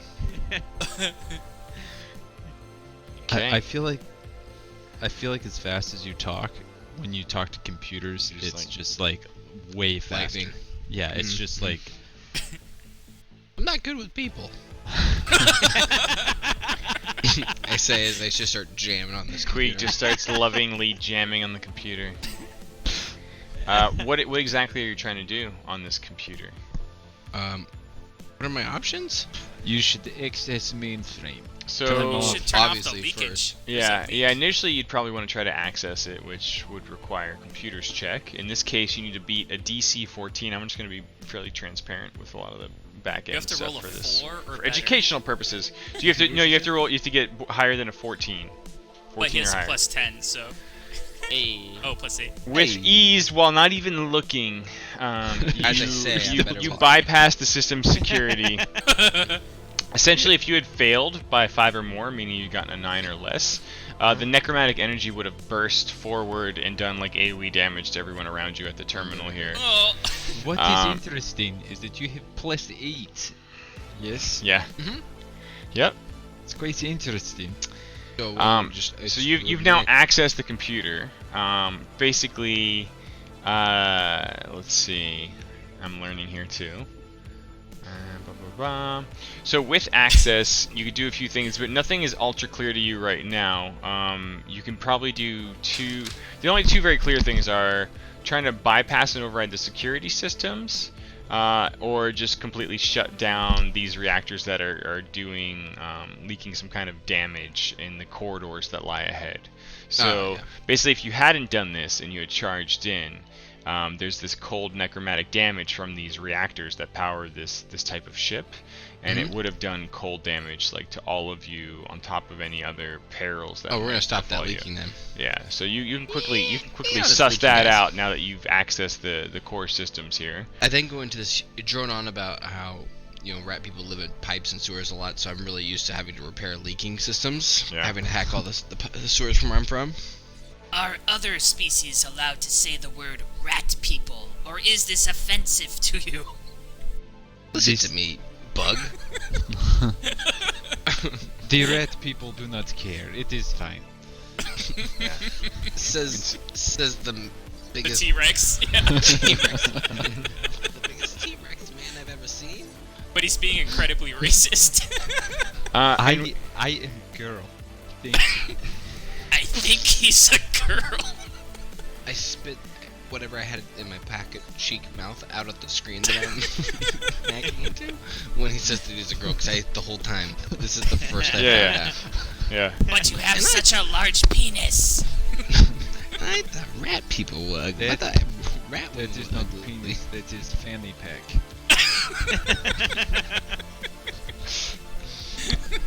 Just good for storing very versatile weapons. So you managed to shut down these leaking reactors with ease, Queeg. And while you're in there, you notice some interesting other. It's almost like like the secret porn folder or whatever for these guys. Like you're like, well, that This is looks not- interesting. Not docking on it. Yeah, like Before I quit, I copied it to what. Can I bring it with me? So No matter what you would need to do in this case is make a. It's kind of like that dangerous game of like staying in too long, right? So essentially, okay. to bypass these additional security systems, you need to make an additional computers check. In this case, the DC is now 15. Oh wow. I Okay. believe in you. I believe that you could maybe not do so. Oh. Does that count? You have to. The tie goes to the runner. Nice. You just fucking barely you almost Yeah, typed the one wrong of thing. You're about to like fucking put the command in. You're like, I noticed wait. a typo. Yeah, like scout just like whirs past you, and you're like, oh wait. In that quick moment, you see the lines of code that you were typing and kind of correct yourself. Now, in future scenarios, a lot of these things, because this ship is both like magical and technological, Keskadai could basically do the aid action, where Keskadai, if you want to just test it out, you would make a mysticism check with a DC of 17, and if you beat that, you give a +2 bonus to Queeg. Oh, Well- he has to beat a DC of 17? Yeah, does. much like our computer Yeah. friend. Check this out. Oh, 29, is my that good? God! Is that good? I Yeah. aid. How do you? I got a question. How do you put 29 sides onto a dice? It just seems impossible. That doesn't seem right. You must look Is it between the numbers. So in all intents and purposes, Queeg, you would have had a 17 on your computer's check. But you open this illicit set of data. You could certainly make a copy of it if you like. But the most important thing on here is that this data is indicative of an additional third party, a pirate ship calling itself the Law Blight, crewed by Besmaran pirates, initially crippled by the very ship you're on now, the Endless Threnody. They had themselves a bit of a space battle, which is probably why you found it so easy to cripple and board this ship as you have done so now. I have a question. Yeah. So, our good friend Keskadai has rolled natural 20. Yeah. Is there a rule for having +4 instead of +2 for such a critical moment? If would roll it if it had twice. been necessary, yeah, we probably would have done some whimsical shit, as it were, with Like a natural 20 aid in there. Perfect. Yeah. And like anyone can aid, or is it just me because we're on a magic ship right now? That is a good question. Actually, let me control F that shit real quick. Like, can my aid get aided? Aid. Because I don't know if there's a limit to the number of people that can aid. I am good at the aid. Eight. I shall use dash code. I shall help aid you with computer. I have space aids. And I will smash computer as aid. Skills. Actually, I don't have that in the index because I failed. Yeah, I don't see it. Aid another. How did I not get that in there? So it's basically a judgment call if multiple people would actually be able to aid them, right? Like, there's a lot of situations where, like, 100 people trying to put a light bulb in isn't gonna fucking help. Now with maybe that maybe attitude- one person could like steady the ladder or something, right? So if it was a situation where, you know, it seemed logical that more than one person could aid, then depending on what it was, you essentially have to make your own skill check for the thing that you're trying to do. Like in this case, you're trying to study, you know, like the mysticism, like the magical nature of their systems, and kind of pointing things out to Queeg. I'd argue for this, there's probably, unless someone else was also amazing at computers and kind of like backseat driving a little bit, I'd say maybe 2 of you could aid in this situation max. Yeah, I mean it makes sense. Like I Yeah, detected the magic Like laptop we'll or just whatever. we'll just use our own logic, right, and just not Yeah. get stupid with it. But that's kind of the mechanic there, which I think works pretty well. Hey, Fiddy, I have a question. Yeah. I'm proficient in engineering. I've got like Oh. the double check marks, okay? Okay. Yeah. Oh, And that yet real quick. That's another thing in this game, though. So there are a lot of skills that you can just not use unless you have at least 1 skill point in them. It's kind of like, yeah, you're not going to perform open heart surgery if you've never studied anything. So if you dropped out of like, you know, pre-med or something, then sure, you've got maybe 1 skill point in it and you can try. You probably won't be great at it, but just to kind of abstract you not having any chance in fucking hell of doing, you can't nat 20 your way through open heart surgery if you've never opened a body up and actually like gotten into any of that. Okay, I have a question though. Yeah. I have two of those check marks, which means I should be like fairly proficient at it, right? No. So the 2 check marks, just so if I go to the skills here, Yeah. if you mouse over, basically, the left checkbox just means show on my mini character sheet, which I think is anything that you could use untrained or anything that you're trained in. And then the right column means it's an actual class skill. And then on the ranks column after the actual name of it is whether or not you have any ranks in there. So you actually, I have under a engineering, -1, Yeah, which is why I'm confused. because engineering, normally... you do not have any ranks in engineering. It just happens to be a class skill. When you level up, you get a bunch of those points to spend wherever. And right? it's because it's you don't have any ranks in it, you don't get your bonus. So it's just based off of like the raw stat, which is intelligence, which is why it's -1. Cool. Cool. So if I put a point into it, even though I have -1 intelligence, what does that give me? Let's find out. So Like, is there proficiency bonuses and shit like Yeah, like yeah. D&D or? Yeah, it looks like you'd get it would go from -1 to +3 if you put 1 rank into it. Okay. That So seems yeah, and so worthwhile like for in like everything that I have. Pathfinder and Starfinder are interesting in that like skills are a lot more important, and I think like depending on what your intelligence is, even though yours is awful, even when you level, you would still get 1 skill rank per level to put wherever you wanted, I think. Now, if it's not a class skill, I'm not sure how that plays out, but we'll get into that later.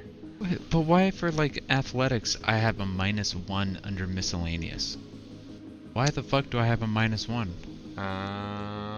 Probably because of your armor. Maybe. Yeah.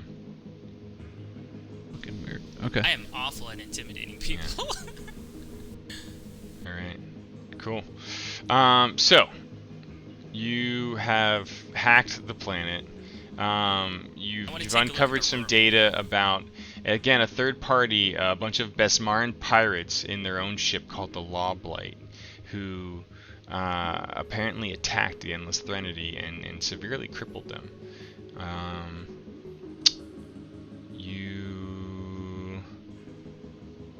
Oh. Let's see. You're all dead. You also see that the planet that the Starfinder ship crashed on is called the Almorid, which lies within the Vast, but you gain no additional information on it and have no idea where the coordinates are for it. You just know that the Threnody must have salvaged it on that planet, and there's some data in these files that you've unearthed here. You still think that Arvin's advice to seek out the bridge or any survivors or people on the ship are your best bet at learning more. What's our room look like? Do we have any like doors and stuff? So there is a corridor, it's very, very dark, lies in front of you. Let me just get a few bits of information up here.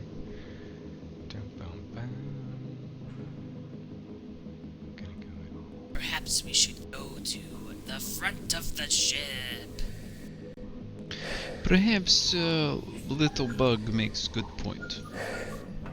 Pretty tall for my people. Little Bug makes good point. All where it counts, if you know what I mean.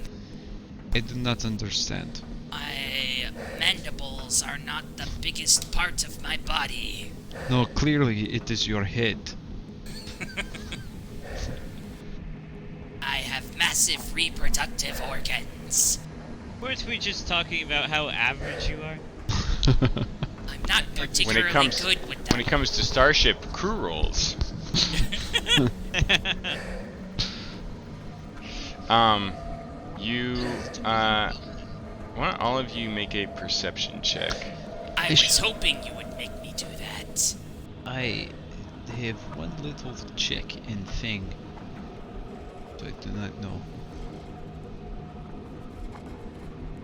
Wow, we rolled terrible, right? Even with an 8, I got 14. Receive as well. Yes. Yeah.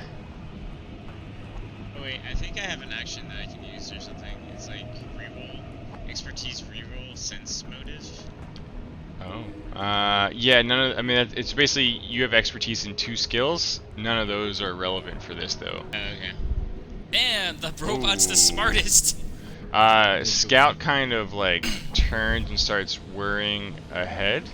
And he immediately kind of, like, turns around and, like, you can sense, like, he does his, like, his very clear, like, something dangerous is up ahead, sort of flight pattern. And like sort of turns back around. Hey, he's like, guys, slow down. I shall Kinda- move ahead. What's up kinda- with your robot? I'm gonna Where kill is he all going? things. Yes. Oh god, we're all gonna fucking die. Oh god. Is there like a wall there or something? Yeah. You approach and like like on like this strange tracked interior. You see some of like the cooling down just walls of generators up ahead. And they seem to go on forever until they trickle off into the darkness of this unlit dead spaceship. What is that? I wonder if generators are filled with the dead people. That would make sense. Yeah, can we look in the? Are there any windows into it, like space windows? Can I don't think we're see close enough yet.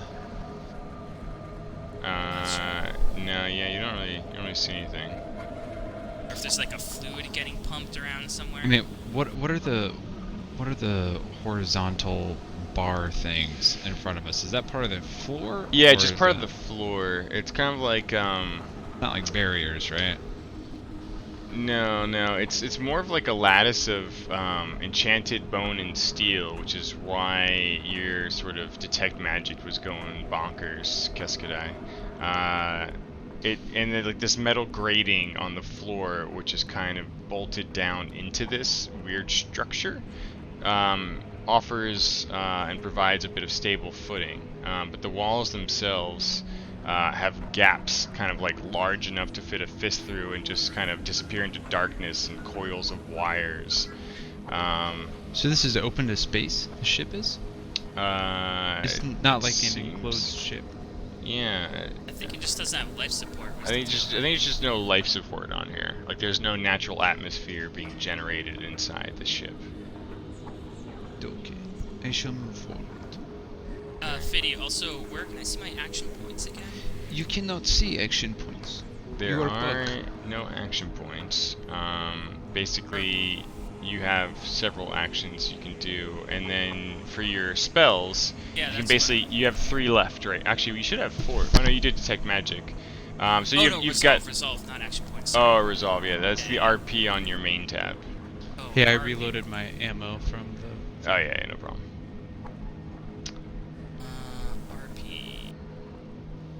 Don't worry, little rat. I shall protect you. You should stay close. And on this I corridor see. winds. Obadiah, alright, what weapons are you all having in hand here? Obse has reaction cannon equipped Oh, and ready. wow, okay. I shall equip my staff. Alright. Navasi's got her hand on her laser pistol. Is it still holstered on your hip It's like still a cowboy? holstered, yeah. Yes. Okay. Yeah, my semi-automatic pistol. And so Alright, does my alright. drone. Okay. We gotta get you a super big gun, I want one so bad. like a machine gun or something. And like, what sort of marching order are you doing? Are you letting Obadiah kind of like sweep well ahead of you all? Or are you staying yeah. closer? Oh yeah. Stay close behind. I shall lead to victory. I'm kind of following the scout. I am not scout. I am warrior. Thank you. No, I mean the drone. I'm gonna kinda take only scout. I am not scout. Emerging from behind one of the panels, you see one of these skeletal crew members kind of like and kind of just emerges from the darkness behind one of the generators, and he just pulls out a pistol and starts firing at you immediately. That is great. I shall fire back and do other things. That's a good kill. We So roll an get some of initiative here? these- Yeah, go ahead and roll initiative. The old Anish. How about I fire before he fires? Oh shit, we rolled like bosses! Damn, natural 20. That was him screaming. Yeah, He yeah. runs the other way. Yeah,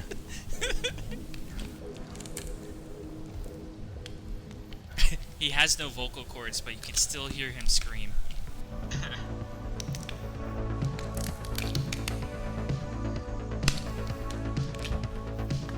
Okay. Alright. Obadiah. Moving forward with your fucking cannon out. You see this thing charge at you as if it was just the most obvious thing that was gonna happen in this scenario. And you see him, he's furiously like typing in the computer. Queeg, you immediately just start grinning as you know that like the computers he's trying to activate to basically overload and melt all of you meat bags aren't functioning thanks to your handiwork right now. Yep, we did the right thing. That's great, yeah. Obadiah like stomps her foot and this huge like holographic display comes over her back, which is like a banner of her house, so that whoever she fights, they know who is destroying them. And also is gonna do a full action of attacks against this motherfucker. Okay. Oh, whoa. Well, can you full attack action with that gun? It looks like you can. Yeah. Do I have to Don't- drop it on it? So wait, you haven't actually fired it yet, like in? No, I've got it clicked. Oh, okay, that's why. Oh yeah, drop it on that guy. Drop it on that guy. That face, you're like, no way, man! So, both shots in your full attack action hit. Go ahead and let's try rolling damage on him once. You immediately just fucking like just plant yourself in the middle of this creepy corridor and blow him the fuck out of the just down the corridor, just completely gone. I'm pretty sure he gets shot through the side of the ship and just out Yeah. into space. Did anyone else hear that? I heard death happening to the undead. It is joke. Is he alive? No. You should laugh. Great shot, Obo. Obadiah, Oh, you are Obo. fully planted there. You can hear the other sounds of distant cackling and movement on the metal grates as you sort of start this party off with the Big Bang here. Let's see. And she's gonna remain planted there, ready to whoop ass on anybody who gets into view. Okay. Let's see. How With far your can giant I'm sorry. light. How far can I see? You have 90 low light 90 vision. You can see in the very poor light here. You can see about 60 feet in front of you clearly. So like right about there. And then just a real quick aside on that. Vision. I had a little quick thing. So because it's low light, basically, anyone within this dim light, unless you have dark vision or some other sense, Obadiah, if you were to shoot someone else again, basically they would have a 20% chance to avoid the attack. Because it's a dim light scenario. Cool.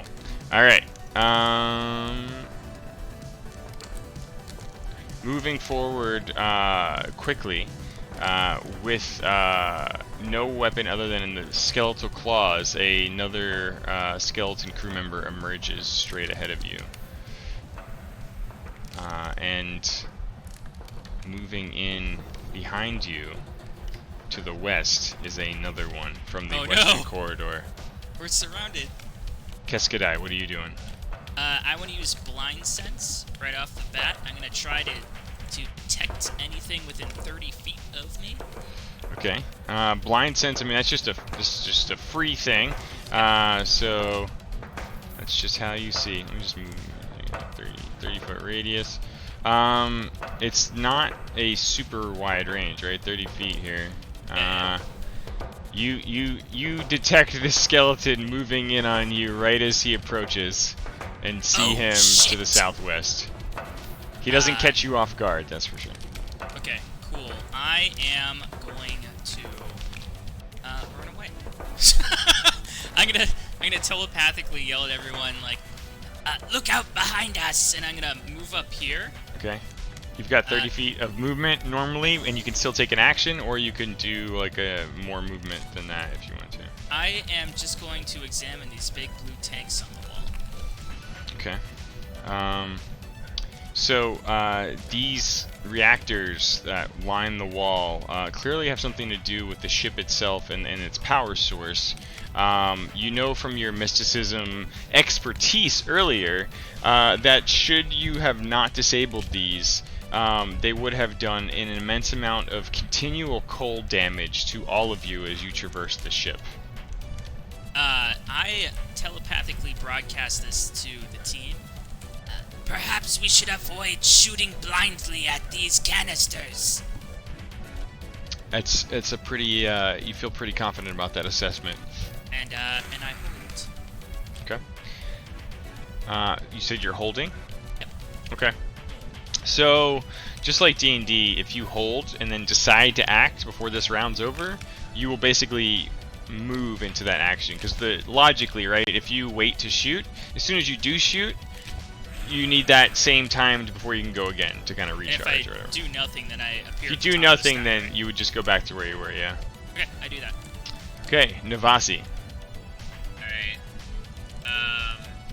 So Navasi is going to pull out her flashlight Okay. and start giving us some extra, because it's kind of dark in here. We want to really brighten the place up. And going to tactically hold her flashlight and pull out her laser pistol and kind of aim them. Do a little.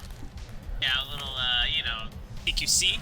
the Yeah, classic MGS style. Like, Okay. I think MGS Yeah. You pull your flashlight and you start scanning around, and then you see Queeg just like a bug in the darkness, just kind of creep and crawl along the walls before you feel him in your mind talking about these cold reactors. And as you scan towards him, you see the skeletal movement that he was moving away from immediately to your southwest. 1 second, I'm trying to navigate to. There we go. Alright, so Navasi sees the skeletal crew and fires at him. Ooh, and you manage to hit. Go ahead and roll damage on him.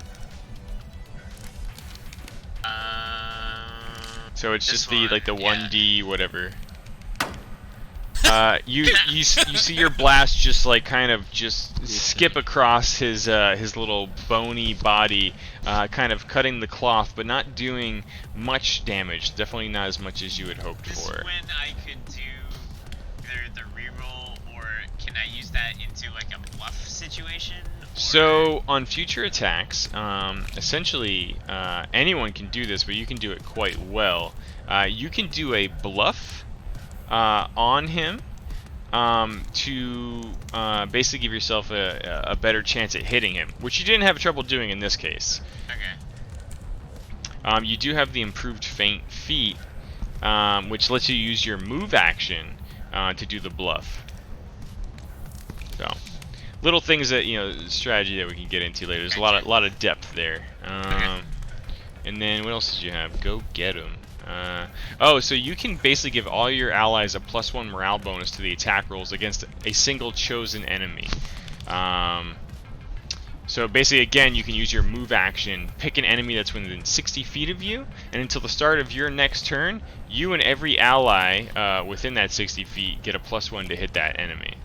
Is that an ability, or is that just a free thing? That's one of her abilities called wow. called Get 'em. You got son. You got. But Queeg, what are you getting? Alright.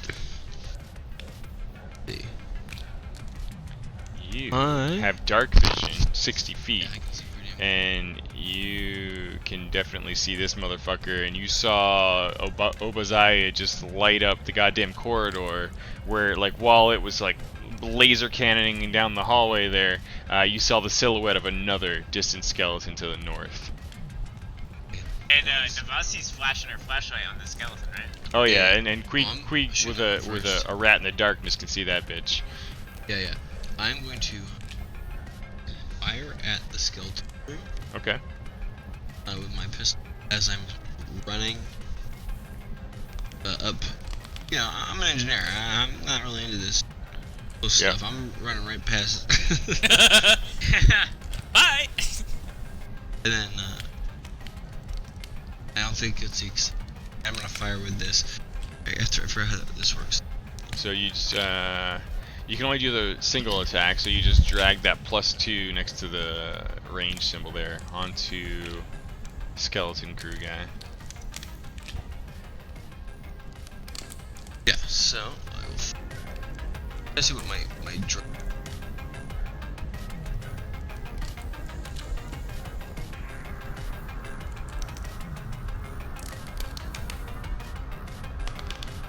You cut out if you're talking. You still there? Oh, there we go. Oh shit. Oh damn, son. You fucking move in under the protective cover of Scout, Damn. and again, like no one can just glancing blows on this this skeleton guy. It's a skeleton. It's negative space. Scout just kind of like whirring above and near you anxiously. I'm rereading this again because it's written. Like how you control him? Yeah. Yeah, I'm not too sure. Custom rig. And the skeleton is lucky dude. You're shooting between his You use your bones. custom rig to communicate to your drone over an encrypted channel, and you can issue commands to its AI or directly control it up to 2,500 feet away. Holy shit. What? You could go outside of the ship and do I don't know if it takes like a thing for you to do that, but for tonight, let's just say fuck it. You can just like free chat to him and tell him what to do with your voice commands. I just want to have him fire at that guy. Alright, so on Queeg's Scout's character sheet, you can use his attack rolls to roll to hit. Casey, that's crazy that you play two characters essentially. He's got a pet He's a class. Beastmaster. Yeah. Nuts. Coming. We should all go. It's those directions. coming! No, please don't. Wouldn't it be insane? That'd be We'd all get two. Oh yeah, God. Fiddy would hate us. Hold on, dude. It's finally when I got to the dice that I was trying to roll. thing had moved and I had to Scout skeleton. easily capitalizes on you just fucking catching this thing off guard and connects. Why don't you go ahead and roll damage? Oh yeah, he does. And Scout finishes the task that none of you could. Scout's the hero And tonight. dumpsters that fucking skeleton.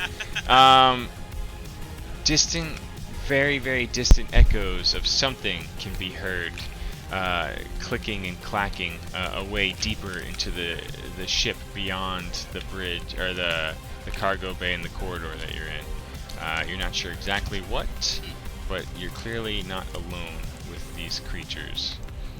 Does it make me a rat feel uneasy? It does make you feel a little uneasy. Nice. And right.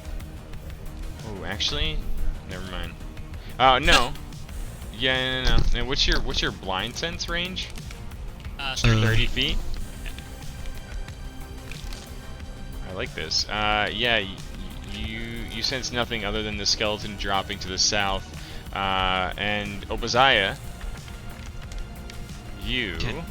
Can I see the withered? You meat? have low light vision with the flashlight kind of reflecting off of here in like the cool tank chambers. I'd say you can see that guy, yeah, definitely. Do not hit the tanks. What'd you get? Oh, Quickly depleting the charges in your cannon, but connecting with one of the shots. You fire and just barely graze the withered kneed skeleton at very far away from you. Yeah. That was so much noise for just a grazing. Yeah. You like killed all the guys Yeah. behind him. Yeah, but everything behind him is lit. Yeah. Kind of like, so you're Navasi, you're like looking down the one thing, you just see Scout kind of blast there, and like in your peripheral you see Obadiah just illuminating the fuck out of this corridor again. And just as you do so, you see like just glinting in the corner of your right eye another tattered crew shirt as a skeleton comes clacking towards you hungrily. No. And you are feeling more and more alone as you and the small rat are left here with this thing moving in quickly.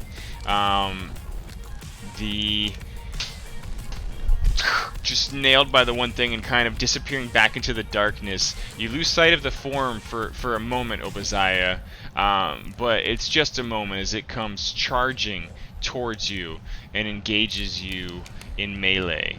Now, real quick, I'm going to look up what charge does, because this guy could totally charge too. Charge I think it's called like attack. Bull Rush. Well, there's Bull Rush, but then there's actually a full action charge. Oh. And so if you take a full action, you move double your speed and make a melee attack if you can go into a straight line to a thing at the end of it. So, and you can even draw your weapon during that attack if your base attack bonus is at least 1, meaning you're not fucking worthless with the weapon you're holding. And in this case, his clawed skeletal hands is something he's very proficient in. So when you attack on the charge, after moving, you get to make a single melee attack, but you take a -2 penalty to the attack roll and have a -2 to your armor class rating until the start of your next turn. So it's kind of a risky move, but this guy could give no fucks. I'm gonna do.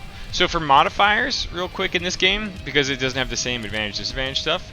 You see that gray box near your stack of dice? You can just mouse wheel over it. So I'm giving him a minus. I'm just mouse wheeling down until he has a -2, and that will help me expedite combat. And now this guy is going to. Sorry, where's that? Just that big gray box. It says 0 by default modifier next to your D20. Now, almost every time you want it to be 0, but if I say, oh, you have like a +2 bonus because of aid, we could just do it there, and then you can do the thing. So this guy's got a -2 for charging. That applies to even like if I roll my reaction cannon. It'll be like if it's a +2 for aid, it's a +6 for me since I have a +4 already. Makes sense. Like if you said. Yeah. Hey, Oh yeah. Like this will just auto do the maths and then still give me the results essentially. So in this case, I told the skeleton he's got -2 because he's charging. So now he's rolling with that with a -2, but still manages to hit you. And he does. You completely absorb all of the physical damage and take no stamina point damage. And I know we only kind of glossed over it before, but I really like the health system in this game so far.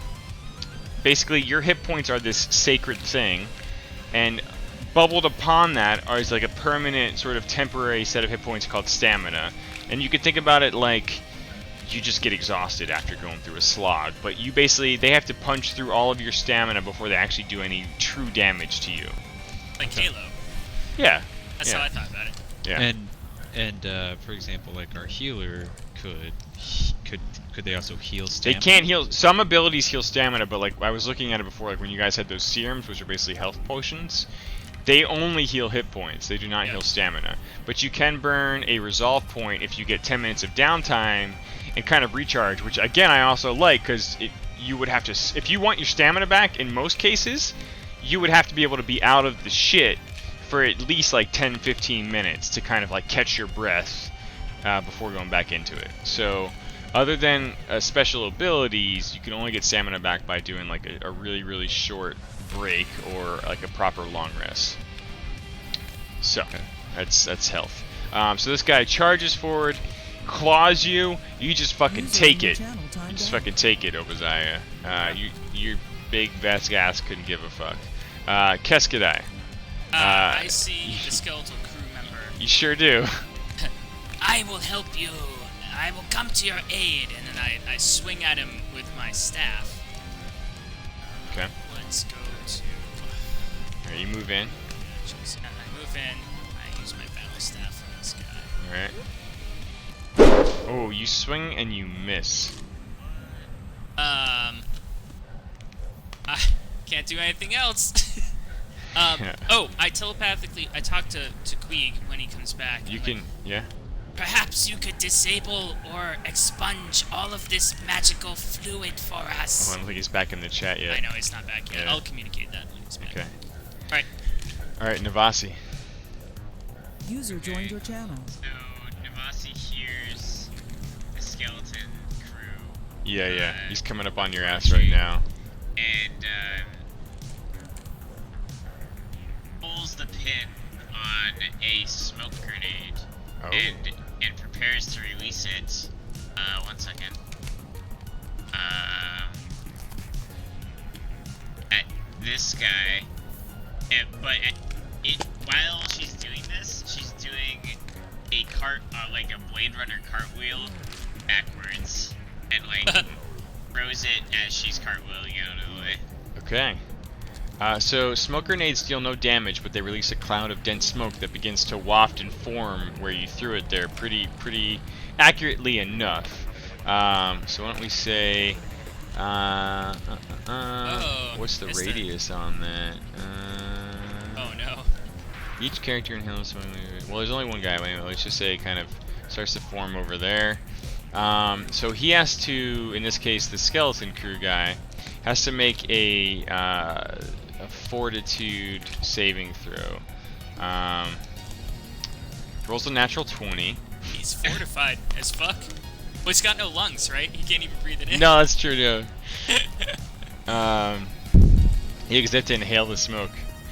So good intentions gone bad, but you hear no choking and coughing that you would expect in your experiences using like smoke grenades on Absalom Station or in other adventures. But in those experiences, if it had worked, the character or the creature would be stuck choking and coughing, unable to do anything else. And if they continued to fail, sort of covering their mouth or getting out of the smoke, they would, after 2 rounds of doing so, begin to take non-lethal damage, so it would be like stamina damage. And the smoke, regardless of what they were wearing, would begin to obscure their vision, granting concealment to anyone within it. So, actually, this guy is now hard to hit. Oh no! You can't see him, he can't see you, you hear no coughing. But you are safe. And obviously, the pilot, soon to be promoted captain, should stay safe. Casey, while you're gone, Soon I promoted? was talking to your guy and seeing if you could expel all of the fluid out of the tanks, like out of the ship. Mm-hmm. That way they can't like melt us and shit. I'm gonna do it. Okay, well, Queeg, it's your turn.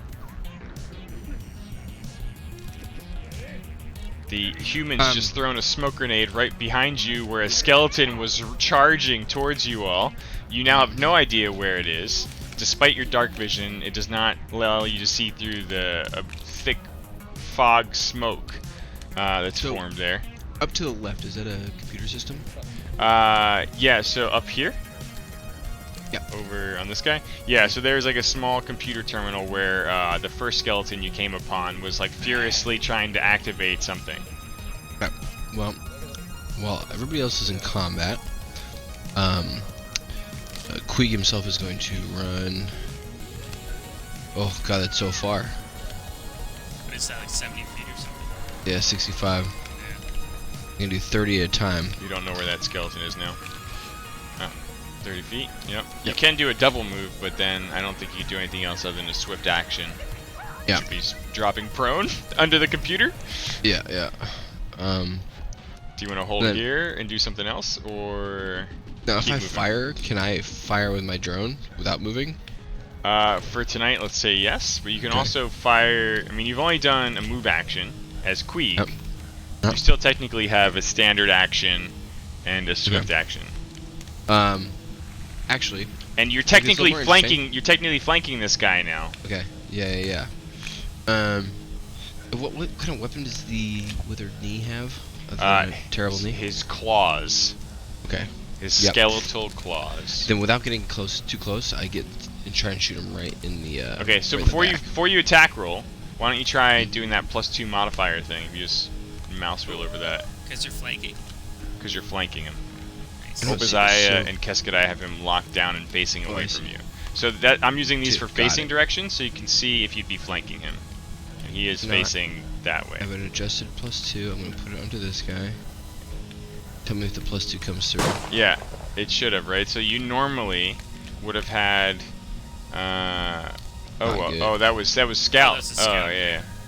So Yeah, it was an 8, I think, right? Yeah. Scout went from a +5 to a +7. I don't know if that would count as flanking. It's fine for now. I was trying to do Queegs. Oh, okay. Well, I mean, What'd you say? were you planning on having Scout fire as well? Yeah. Yep. So Might as well Scout. roll damage for him. He hits. For Scout. Yep. Bullets come whizzing God, by. One thing I don't Oboza like and me. From the with above. with my Surface is the Yeah. text in this one. Like Yeah. the text in the windows. When I click on it, it pulls it, and it's a huge window. So it's really hard for me to grab with the Surface and move my windows around. Would it? I gotcha. What if you use like the like a mouse or the pen? Dude, if I just You do a Graze small amount of damage, a little graze, but you definitely have a +2 on Queeg now. I think you might have to. I don't know if it stays +2 or if you have to roll it back up to you have to +2 redo again. it.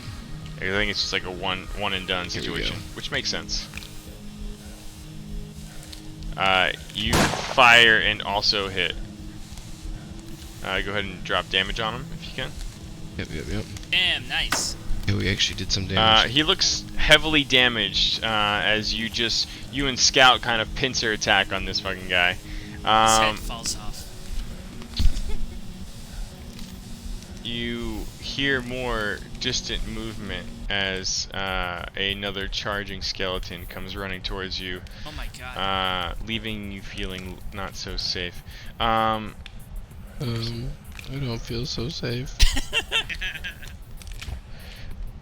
Your senses kind of shimmer and tremor as another skeleton comes charging in from the God. south and the west, hungrily going towards the human meatbag. God. Obadiah, you know you're down to the last 2 charges on your cannon.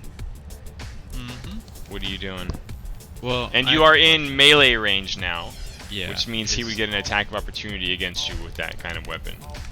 So if I don't use that and I use my Doshko, You can. it's traditional. Let's Do I say have to let's say your move action would allow you to switch the weapon. Okay, yeah, I'm gonna just drop this motherfucker with my Doshko. Okay. Is that a traditional You Doshko? swing and just come crashing down onto the skeleton. Holy shit! How much damage is that? Yeah. D12 plus 3. Wow. You just was fucking shatter this damage. bag of bones. I want the bones to Yeah, tell us. radiate northward to the point where like they go Just like you're almost like to the home point run of that derby. other guy. You're that guy. Skeletal shards like shrapnel go bursting past Queeg's head in slow motion as he drops prone just in the nick of time. So like bullets go flying. Psh, psh, psh. You drop your thing, pull out your Doshko, and just. The pieces of skeleton bone are like going across the floor, and the skeleton's coming in. Yeah, just. It's just hitting their legs. Just Yeah, skeleton yeah. bones hitting their legs as they're running in. And Obadiah laughs. This is fun. Emerging from the smoke screen and slashing wildly at the flying drone, like a mindless creature. The undead crew member swipes at Scout, Don't you fucking dare. and he doesn't. Scout just easily whizzes above his height range of his clawed skeletal arms, and he just completely misses. Keskadai. What are you doing? Iskadai. I'm sorry, I'm.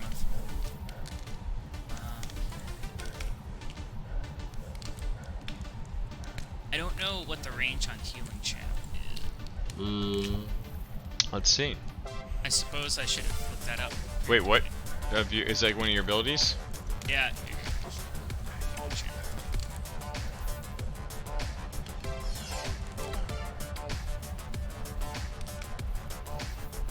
You can heal yourself and your allies. You can spend 1 resolve point to channel this energy. It uses your move action, and you have to touch an ally. So healing an ally you touch is a standard action. Healing all allies within 30 feet of you can be done with a full action. But none of your allies are really hurt right now. Yeah, it doesn't matter. I'm gonna use healing channel on Obadiah, and then I'm gonna use harm undead with one of my resolve, and that should clip the 2 skeletons on the bottom. We wanna, oh, okay, okay, okay. Yeah, I see. outside the box. Yeah, I like that. My gods would not be pleased with this abomination. Oh shit, it's 30 feet. Okay, never mind then. Fuck that. I mean, you can move forward and just do that or something. I do that. I slap Why not? Obadiah on the ass. Good job! Does this just like illuminate the entire hallway with light? There's a strange energy coursing through as the ass slap kind of echoes through the chamber of steel and bone. Wow. Suck on this, bitches! And 1 and 2 skeletons just completely drop dead. I don't think they get to Again. save at all. I don't think Doesn't they look do. like it. I think it's Yeah. just a thing. Yeah, it's just straight 2d8 damage. Interesting. Well, these guys are definitely You're like undead. the closest thing to like druid clerics. Okay. Navasi, you find yourself quickly being encroached upon by 2 skeletons, and the creepy bug just moves in next to the lizard and waves your. I don't know what you're doing, but I hit they my just- staff down on the ground. Shall not and pass. Yep. And They- it erupts like. Yeah, like there's like just this surge, this eruption of energy that just sort of surges out from her and the Vesk, and as it roils past all of you, you see both of like the skeleton crewmen just kind of like drop lifeless to the ground in the corridor of the ship here. there's still one crew member to the north of you, heading your way. Okay. Navasi's going to walk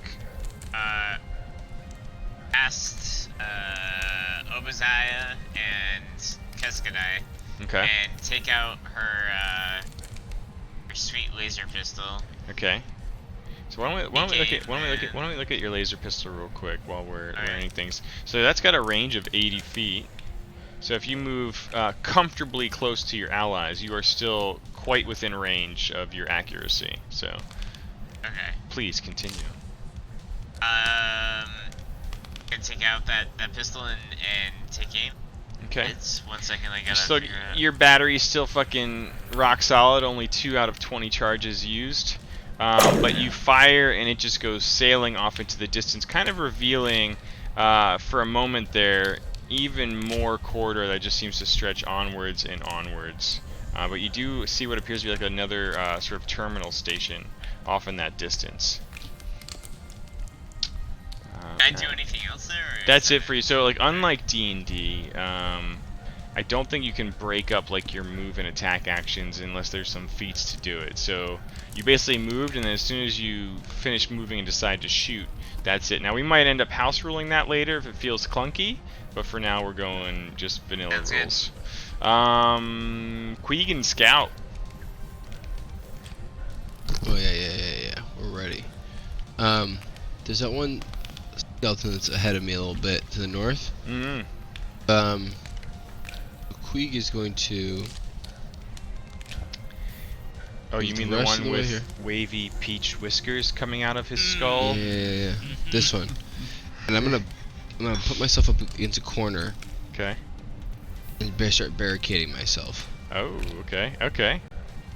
So, let's share that with the class. So this Yeah. is what we did last time. We'll use it with more Oh, it's a move effectiveness action. now. So, yeah, but basically, like, you could do 2 things here. We can retcon this to say you didn't move, or you can move and use your standard action instead of the move action to do this and start building, which I'm totally good with. Okay. Yep. So you begin to just kind of take bits of the reactor that seem inert and wouldn't cause any of this strange energy to leak out, and just begin fucking MacGyvering up a decent barricade. Now, this ability, can you tell me? Oh, it says it tells us how long it lasts for, right? Yep. So it's like 1d4 How to see how big? Does it say how big you build it? It says if Partial I'm already in cover. partial cover, it becomes full cover. With a line of effect. I was to say, can you say, like, am I at the desk? Can I hide under the desk of this thing here? Yeah. So I would say like it's something like. I I'm, would say you building something out like this. yeah, and I'm like hiding under the desk right now, Alright, so let's- barricading myself in there using my VR goggles to then Okay. control Scout. I like that. Alright, let's just say it's that big for now. It's like Ready Player League. Hmm. Okay. Interesting. Alright, and then roll 1d4, which will tell us how many rounds, basically how strong this thing is. It is strong, I can tell. Oh, yeah, it is. Alright, so, you move in, build your barricade. What's Scout doing? Scout's following in tow. These distances also 30. Let me double check. Yep. And then Sure. his, the semi-auto pistol equipped on him has a range of 30 feet. 30. So I'm not gonna be able to reach with that, but I can't. He has other abilities. I'm trying to figure out what they are right now. Oh, he does have mobility, actually. What gives him a +4 armor opportunity? Oh, that's for attack opportunity. I don't know. If you want to fire, why don't we just say he gets a -4 to hit? Sure. Let's do it. 34. I found a video of your drone. Second, it's gonna happen here. Oh I my just gotta god. Move this other shit out of my way. It's the worst idea ever. I'm waiting for it to turn Actions. and like look at him. He fires just too far. Too Yep, far. yep. That's what the video does. The skeleton continues to charge. Charges around the barricade you're building because he's only got melee, and begins meleeing you. Now, Oh, no. because you're hiding under the desk, we're still going to give you that 20% partial coverage. So let's see if he even manages to get a claw on you. He Does he doesn't. come- He doesn't even get through the barrier. You just completely you're almost like Fortnite building and just kind of like strapping a little mini roof slat above you right as he's just like clawing down on it. He smashes through it, but you still have like the forward wall, and it was enough to protect you this time. Obadiah. Yeah, I'm just gonna charge that guy. Ooh, charge. So you want to go ahead and put a -2 Yeah, on I your do. modifier, and then roll for that Dashko attack. Traditional. Swing and a miss. Keskadai. Awesome. I am. Oh man, that skeleton's still behind us. He's not. He's not. As far as you can sense, this is the only one left. Really? Okay. Yeah. Oh, that's not good. I am going to. You still have a lot of spells left. If you want I to know. play with some spells. I don't. I want to run up here, run right by, woo, and take cover between the two canisters. You can't. There's a giant barricade in there that the rats just built. That's what that orange line is. Oh, I will go to the other side and here. If you run past the skeleton, he would get a free attack of opportunity in that narrow corridor. Okay. You could run up to him, or you could basically, as long as you don't run to a square that he threatens, which with his claws would just be 5 feet around him. So you can run like a safe route around him, essentially. Yeah, that. Whoa, I'm still drawing points. Yeah, I'm gonna try to like. I'll just take cover here. I'll take cover between these two canisters. Okay, all right. Yeah. And I can't. Okay, I can't do anything else. Let's go. I'm done. Okay, all right. Take him down. Navasi, your crew members are building barricades, moving in all around and in front of you. One skeleton remains, as far as you know. All right. We're gonna One go ahead skeleton remains. and I'm also gonna run at the skeleton and use my knife on it. You have a knife? Yeah. Oh, it's not a big knife. You run in and just squeeze and just kind of swing over the rat and try to like stab down at the clawed hand that's like reaching for the rat, and you miss. You just miss. Uh-oh. Queeg and Scout. Maybe Alright. one day we'll kill this thing. It's gonna be one I of those just want- things. From behind the barricade, I just want my hand to come out like this, Yeah. and just start shooting the pistol. Okay. I like that. While using Scout as my vision, so I can see about using my AR to Okay, see what okay. Scout's looking at. All right. Not shoot the canisters. So we'll say with no penalty then. Okay. You can just start firing. We are in the middle of all the canisters. Is this the end of our heroes? It's only the beginning. Death is only the Did start. it drop on him? I can't tell. Oh my god, dude. Come on, baby. What if we just killed ourselves and joined a ship like I did roll a Oh 19 the my last God. time. You just start firing, and you can kind of hear like the hissing, skittering sounds from Keskadai as wild bullets just start flying over the barricade, but do not appear to hit any of the canisters. Scout the hero has yet to fire though. There's still time. Can I take a swift action to turn the PC on?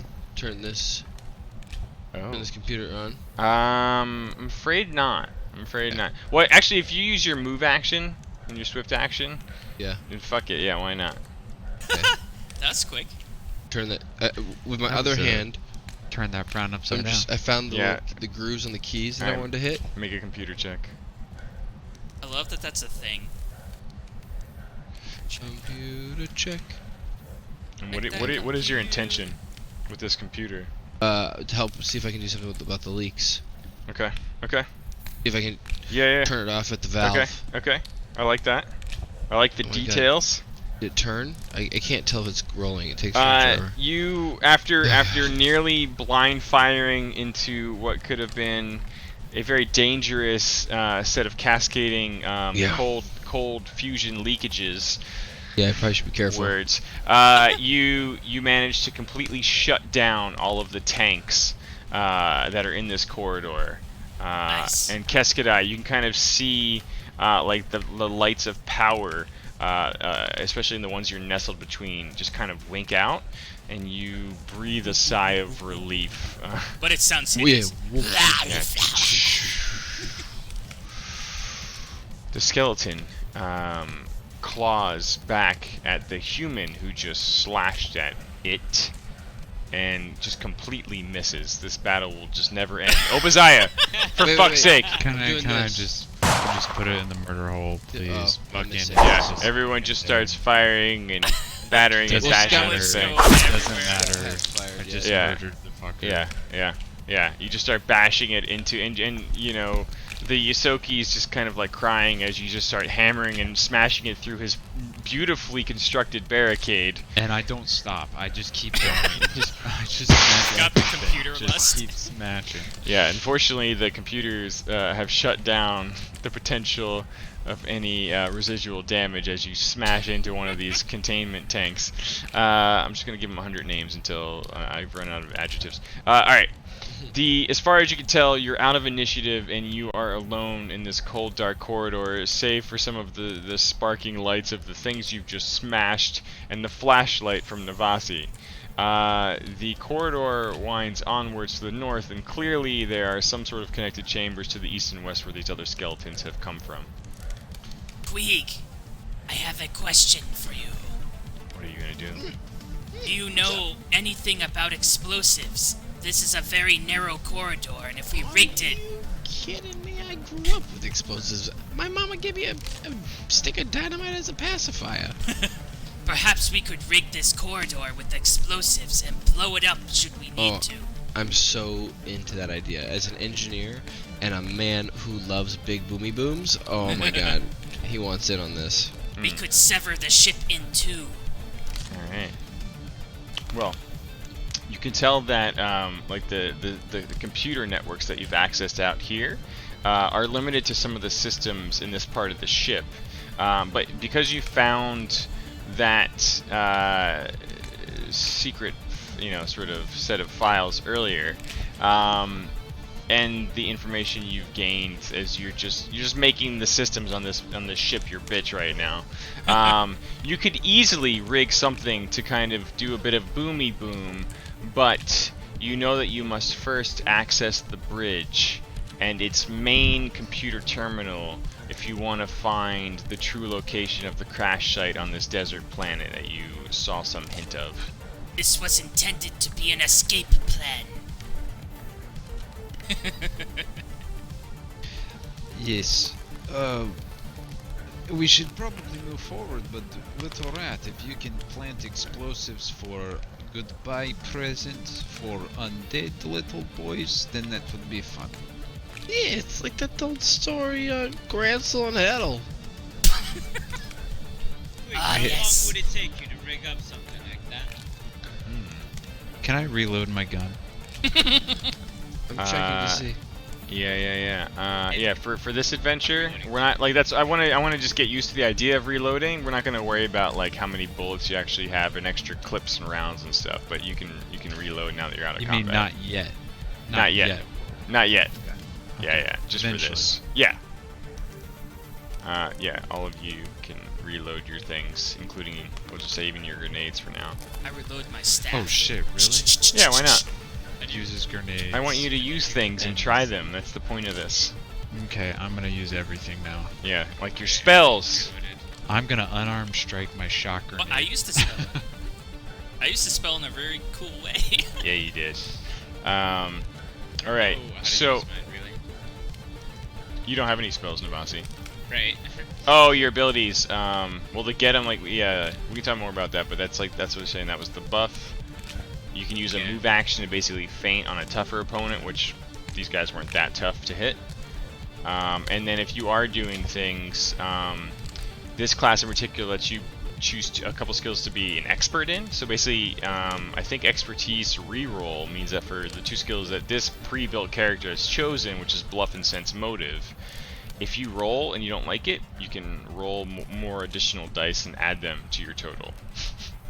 So if, like, you can really build some interesting shit like around that based on like how you can bluff in combat, or even like, you know, in, you know, role-playing interactions with like other characters, or lying to people, that kind of shit.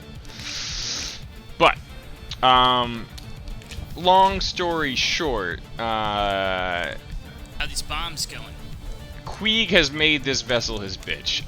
You can tell that no other survivors remain. The bridge lies ahead of you at this point, completely safe thanks to your computer abilities. You've gotten some additional data about this pirate vessel called the Lawblight. You don't really know much about it, other than you saw like sort of one image that this ship recorded of it, and it kind of looks like this. Holler! Oh shit, that thing looks cool. Now, as far as you know, that engagement took place several days ago, somewhere near this location. You've seen no sign or any reports of it being here upon your recent arrival. But most importantly, the thing you're after is the exact data coordinates for a planet called Almorind, which is where these Eoxians on this corpse fleet vessel apparently found the crash site of the Starfinder Society ship and plundered many things, including the original insignias that you bought off of the pawnbroker back on the station. Your mission is complete. You can rest assured, with some safe assumptions, that Venture Captain Arvin is going to ask you to follow those coordinates up. And it's right during those assumptions, in those moments, that he chimes in over your comms to check in on the mission. How convenient. Hello, Arvin. You come in. You're still alive, new recruits. Still Yeah, alive. of course we are. You make joke.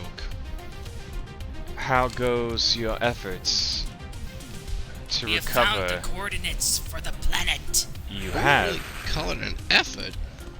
Ooh. We have found the planet, we have not found coordinates. We are finding coordinates shortly. Returning to the station is a trivial matter in our ship. Why don't you return to me and get some rest, and we will plot your next mission to this planet or location you've uncovered. Well, I see. we need to find the exact coordinates, yes?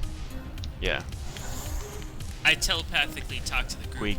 Queek did that through some hand waving a moment ago Okay. on the We bridge have I yet- thought computer. we actually had to go to the bridge.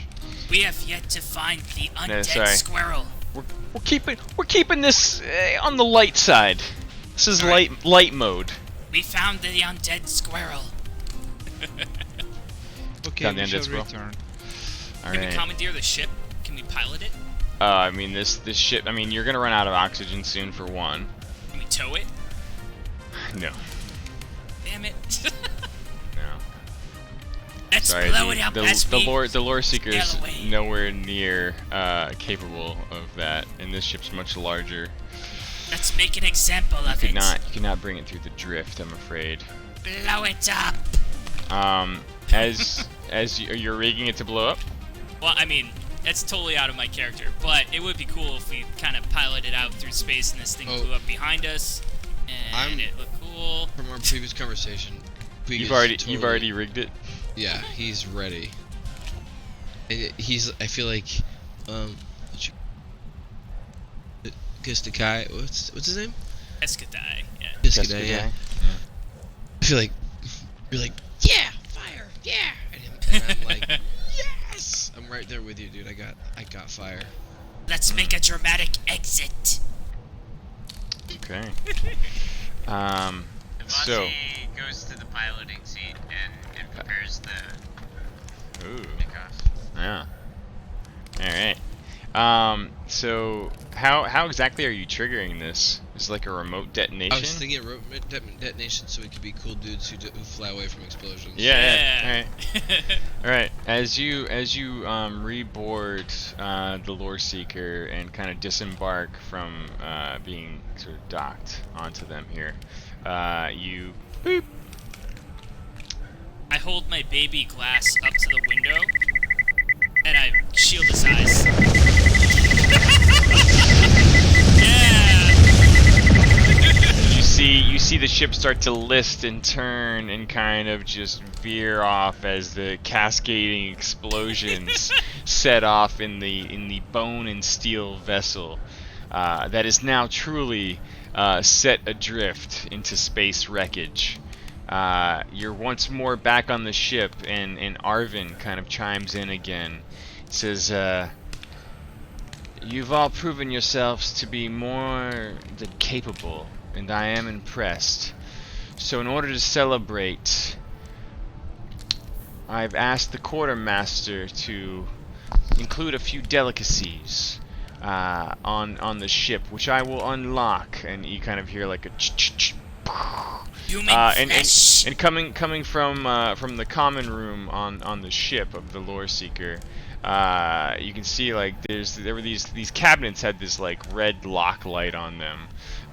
It says, "You've enjoyed the right to celebrate being alive after an encounter with necromancy," and there's like a plethora of different delicacies that appeal to all species, including drinks and food that you can enjoy on your ride back to Absalon Station through the drift.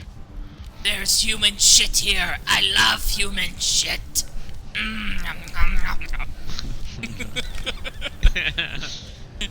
I do not.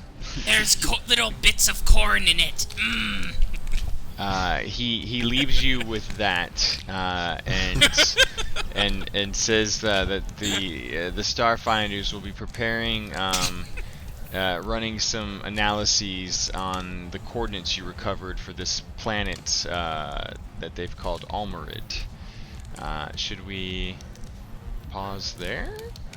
Hit it? Yeah. Yeah, Sounds good. Cool. I'm deeply appreciating this. It's very fun. It's fun. And then, like, I'm not trying to super wax over everything. Dave, I know you wanted to go into the bridge and all that stuff, but just figured, since it's tutorial mode, streamline it, do No, this I'm like good with really that. contained thing, and then there's a much larger, like, epic fucking campaign that I have for this, for a proper thing, should we choose to do so, which sounds like a solid maybe at this point. We skipped reverse Queeg. Hmm. The Cool. undead mouse. Yes,